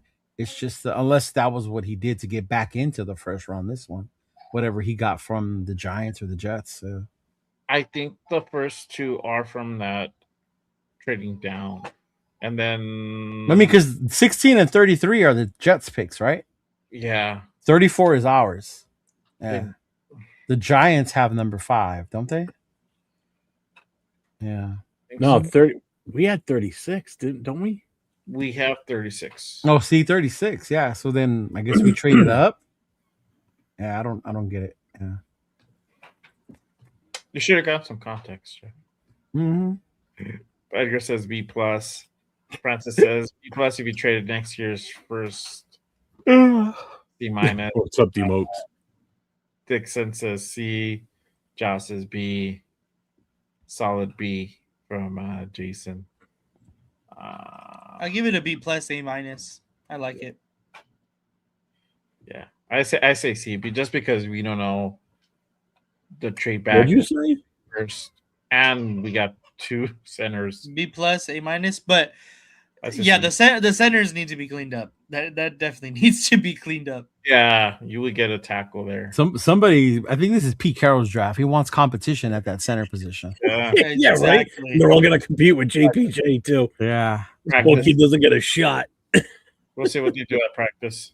All right, so let's go to the final one. Holy fuck! How many? Okay, go ahead. Are you ready? All right. I don't know. I thought we were gonna do like 2, bro. I got some more. All right. So you should have saved some for next week. Now you fucking tell me. All right. Well, for number 1, Fernando. Well, after the combine, the rankings. Don't interrupt, so I can go through it real quick. I know, Jeff. What the heck? Yeah. Now he's yelling at you, Jeff. Wow. All right. So you got Fernando at 1, Anthony Hill in the 2nd, Jacob Rodriguez in the 3rd, Gabe Gakas for 102. So that is the 3rd, 4th round. Jagas. Jude Browdry, offensive tackle, Boston College, for the other 4th. Carson Beck at 134. So he double dipped on the QB. Lewis Bond, wide receiver out of Boston College in the 5th. Adam Randall, running back out of Clemson in 6th. Caden Barnett, guard out of Wyoming, and then Pat Coogan for the 7th round pick. So what do you guys grade this? A, B. Pat really going that late, huh? I would like. I mean, fuck. If we can get him at that late, I'm down. I mean, if you get him that late, that's fucking fire. Yeah. Mm-hmm. Yeah. Someone really likes Cole Payton. Yeah. Thank you. Yeah. Nate, what do you grade this? I like this one, honestly. I think I like the first 3 picks. I think those are very good picks there. Especially going to a 3-4. You get Hill and Rodriguez. Mm-hmm. And then, of course, taking Coogan at that late. Yeah. I love that. I would say maybe a solid C plus. You're harsh. Mm-hmm. Harsh. You don't like the kid out of Illinois, the edge, Gabe? I have to see more, honestly. Yeah. No. What about you, Leo? I would actually give this one a B plus. It's one of the ones I like more. Yeah. Mm-hmm. Yeah. Because you got Fernando, you get the 2 linebackers. Because we need linebackers. Yes, back to we need fucking linebackers. I'm getting over this like Eichenberg and the Bergs. Like, yeah, no, we need real linebackers. I like the kid out of Illinois. I really do. Mm-hmm. A tackle, okay. Carson Beck. I don't know about taking Beck when you already took Fernando. You talked about that earlier. Yeah. Mm-hmm. Like you said, oh, you need another one, but why do you need another rookie? You go back to what we were saying earlier about Kenny Pickett. At that point, just re-sign Kenny. Yeah. Or drop him next year. Especially taking one at 134. You know what I mean? Yeah. Like that's still kind of high when you drafted one. That's high when you drafted one at number 1. Yeah. Yeah. Mm-hmm. That's the only thing I didn't like about this was taking Beck when you took Fernando. Mm-hmm. Yeah, same. Yeah. I might have got that Cole Payton kid, but later. Yeah. Mm-hmm. What about you, Jeff? What do you grade this? Give me yours first, Jay. I want to hear what you got to say. I graded it a B minus. And the reason being is that, again, it's the same thing. It's just double dipping in the QB position when you went out and kept Fernando. You got him at 1. No reason you need back. You could have gotten a corner or safety, or a receiver. You could have went up and got a receiver at 134, then probably got a corner or a safety at 174. If that's what you want to do. I like the first 4 picks, to be honest. Anthony Hill, Jacob, and then Gabe, getting that edge early. I think he's kind of projected pretty high. So I like Gabe. I'd like to see him on the combine this week. But yeah, I say B-. Ignore the Carson Beck pick. I fucked up when I did this one. I didn't mean to pick him. Oh, so this was mine. I had a feeling it's pretty good, except for the Beck thing. Yeah, I fucked that one up, and I didn't want to redo it because I'd never be able to guarantee I'd get those first 5 picks again. So I'm like, fuck. Another eye, but for intrigued. As soon as I clicked him, I'm like, son of a bitch. Oh shit, I gotta get money chucks. I knew he sent it to me too. Fuck. Oh Lord. Another eye for intrigue. He just explained why. By accident, or he just explained why he took Oh, he's got 2 of them here. C+, B-. Scott, it's basically the same thing. Yeah, bro. Just save them for next week. We'll do money chucks first next week. All right. Can we go back to this one real quick? Which one? This one? You got the trades? I got the breakdown on it. Who did this one? Because I did it. Yeah. Oh, you did it? Yeah. Make sure to come back next What week. didn't I say that Jeff? All the trades. This is Jeff's plan. You can't do it. So I wanted to redeem myself and do one where I took Mendoza and just took where the players fell to me, and just based on that. So that's why I did the second one. This one I did earlier today. I thought we weren't doing any. Jeff had to fucking throw his nickel in there, right? I kept asking. Nobody said you guys couldn't do one. So I will explain this. So I traded the Jets the number 1 pick. They gave me their number 2, their number 2, their number 16, their number 33, and their number 44. So I got four picks from them. Then I went and traded the number 2. You got 1, 2. So you got 2. I got you got 2 first rounders and 2 second rounders this plus year. Our own second this year. Yes. Then I traded with the Cardinals. I went from 2 to 3. Oh, good Lord. I gave them 2. They gave me the 3rd pick and the 34th. Go Knights, go, baby. Then I traded with Tennessee. I gave them the number 3 pick. They gave me the number 4 and their number 35. I gave them the number 44 and our 3rd rounder next year. I did not give up our first. You gave them a 3rd rounder next year? Yes. And then I traded with the Giants. And I gave them the number 4. They gave me their number 5 and their 2nd rounder next year. Then I took Caleb Downs. Yeah. Then at number 16, that's the one. So 16, I took the wide receiver. Yeah. What was get my it now. other 3? Okay. What was that? I think those are the only ones I did. You put all your eggs in this draft's basket. Pretty much. Put all of his baskets in this draft's eggs. Let me ask you, why did you get two centers? I ended up getting 3, and I didn't. That's what I'm saying. Like, yeah, I kind of fucked that one up. Yeah. Obviously, we didn't get Lindenbaum. Well, what I also, exactly. Plus, what I also looked at is if we're drafting centers, it's an easier move if we have to move them to guard too. So, but I thought we said we were done moving people. Well, no, so because when I was looking through the information on some of these guys, some of them have played guard also. So I figured just for depth purposes, it would be an easier transition with these guys to do that. So that's kind of why I went the way I did. Oh, man. That's funny. All right. You know, Jeff, okay. I will say this about your draft. I I understand. No, I will understand. But I think it was the great John Wooden who said, "Do things quick, right? But not in a hurry." And this is you trying to fix the team in a hurry. Yeah. Yeah. And I figured grabbing Caleb Downs at number 5 doesn't seem as much of a reach as grabbing him at like number not 1. only that, but the whole point of moving on from Nando this year is because you're expecting to get your quarterback next year. You didn't do anything to help us get our quarterback next year. But I could also grab those 2 second rounders that we now have and move back up into the first round next year. That helps you get into the first round next year? 2 second rounders? Along with our first rounder, we could move up depending on where we finish in the season. Shit, man, we could end up with the number 1 pick again next year. Be realistic. It could happen. Seriously. Yeah, but I mean, the whole point of moving on from Fernando is putting yourself in position to get your guy next year, whoever you want. Yeah.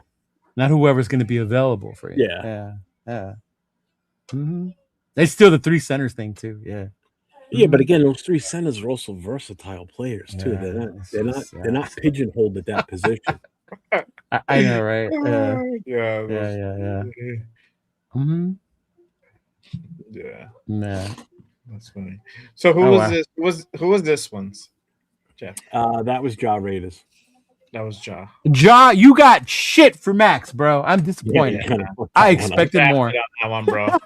You got shafted on that one, my guy. I don't know. You got shafted on that one, Ja. Yeah, you did. And you were so excited to share that too. Like you did something. He's like, I wasn't fast, bro. Let me live. I got legit 10 starters. Oh man. All right. This one was Raider Kojo's. Raider Kojo did that one. Yeah, what about that one? Yeah. And then these were Big Lucks. Big Luck. Yeah, this one was BPA. Then he did a trade one. Yeah. Oh, okay. I like this one. I like that one on Big Luck. I like the one where he traded. We still got a first round next year. Yeah. Yeah, that was good. Yep.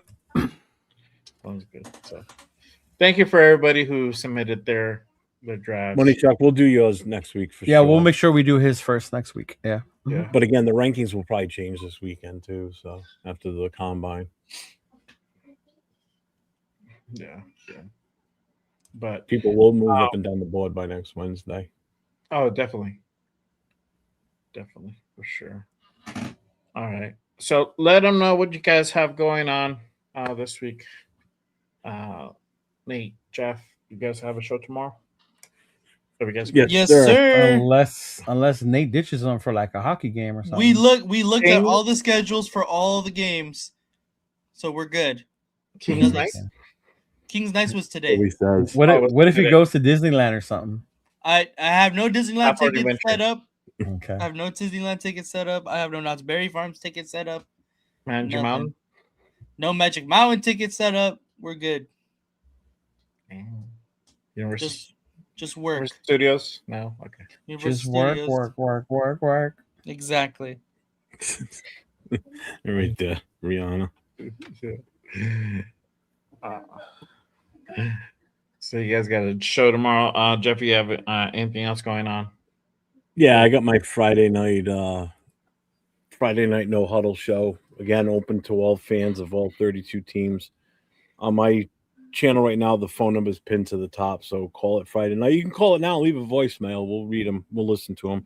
And then Saturday night, the Raider Nation Voices with myself and Jason Downs, where we take your phone calls.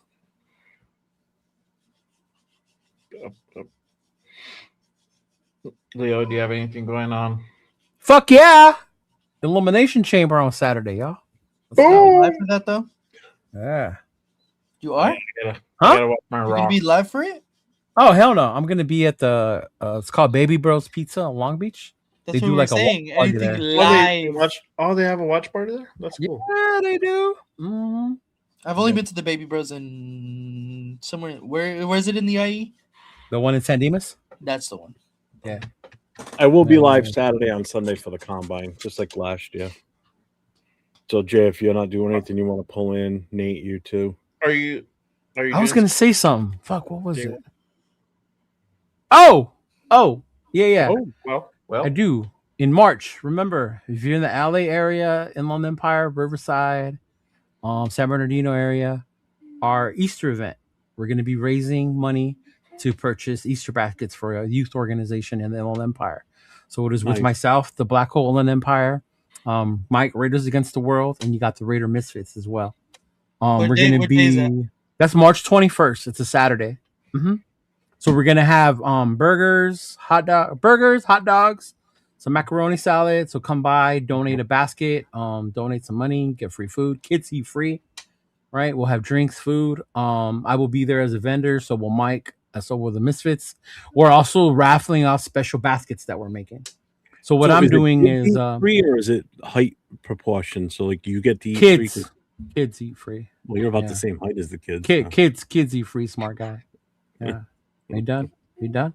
No, go ahead. Okay. So I have reached out to a bunch of people who sell Raider merch. So the Nation, Dark, all the different ones that I know, Anti-Raider merch and all that. So they're all sending stuff over so I can create and make this basket, and we're going to raffle off that basket. And any money made from that basket is going to go towards the pot for us to be able to go in and supply these at-risk youth and kids in need to be able to get these baskets. My boy Chris already offered to donate money to buy the candies for the Easter eggs, because we're also doing an Easter egg hunt with them. So each club is providing 200 eggs and golden eggs as well. The golden eggs have a special prize inside. So yeah, those are going to be a little different. So we're all providing all the Geno Smith jerseys you want. So you might find like a Gardner Minshew jersey in there that might have been left over, shit like that. You never know. AFC jersey, you never know. You never know. What about your compete shirts? Did you make any of those too? No, man, those are in the fucking basket still, bro. Yeah.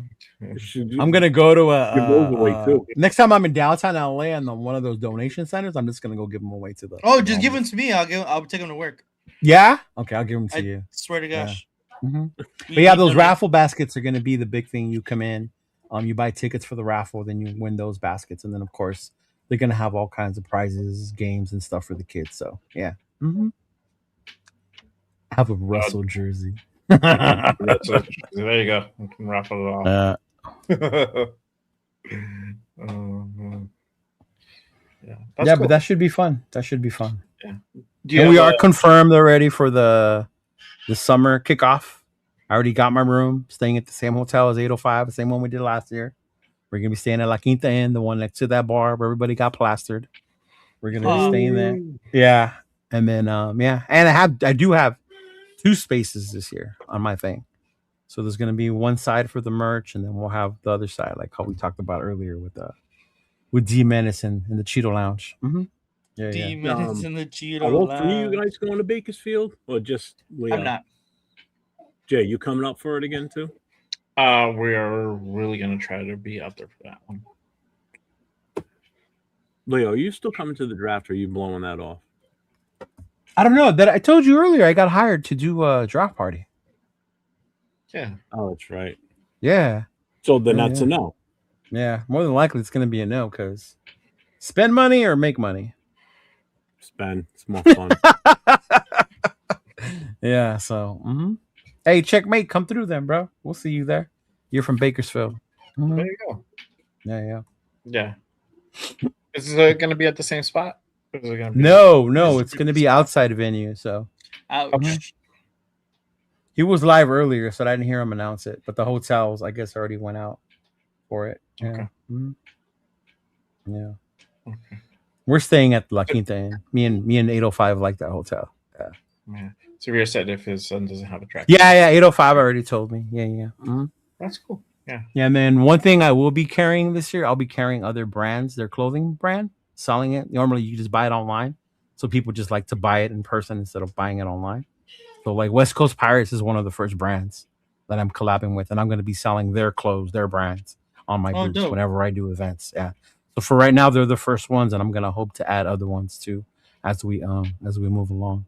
So those West Coast Pirates shirts you see me wearing, shit like that, like those are going to be available in Bakersfield. Yeah. I just talked to Matt like earlier before we came on. Yeah. Mm-hmm. Yeah. Do you have a show with Will this week? No, I have to work on Friday. Yeah. Mm-hmm. Still not working, so I'm still driving. Yeah. Yeah. Well, for sure. Yeah. I'll probably link up with Jeff and do pull up for a combine this weekend. Jeff is over here like, who invited you for? Right now. He just did a few minutes ago. What you been saying? Usually I don't pay attention. He's not paying attention. Checked out. Yeah. So make sure you guys go ahead and turn on notice for that. And again, if you guys haven't done so, make sure you guys hit the like and hit the subscribe on all the channels you see here. It does help to go ahead and grow the channels and get our show out into the YouTube universe. So appreciate you guys pulling up. And that is basically we went on 3 hours. God damn. That is a long time. The longest show in a while. Yeah. Just going through everything. But 805 says, I like the bar near the hotel better. The pictures Jack Kenna owes me would be amazing. Yeah. He owes them too. Oh shit. Yeah, he owes them too. Yeah. And if Mike is still here, hopefully I'll see Mike again. Mm-hmm. For sure. Peace out, checkmate. Peace out, brother. All right. But other than that is our time for us. We'll be back next Wednesday with another Raider Connection. So make sure you guys go ahead and pull up and tune in. On that, we'll see y'all next week. All right. 1960s draft.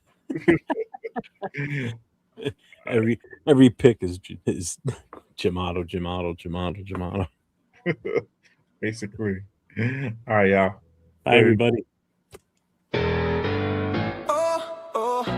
Raider Nation. It's time to connect. Leo, Jay, Nate, Jeff, Rod. Damn. Silver and black. The crew is insane. Breaking down the madness before you can blink. Another week, wow, another storyline. But the Raider Connection keeps it all in line. From Vegas lights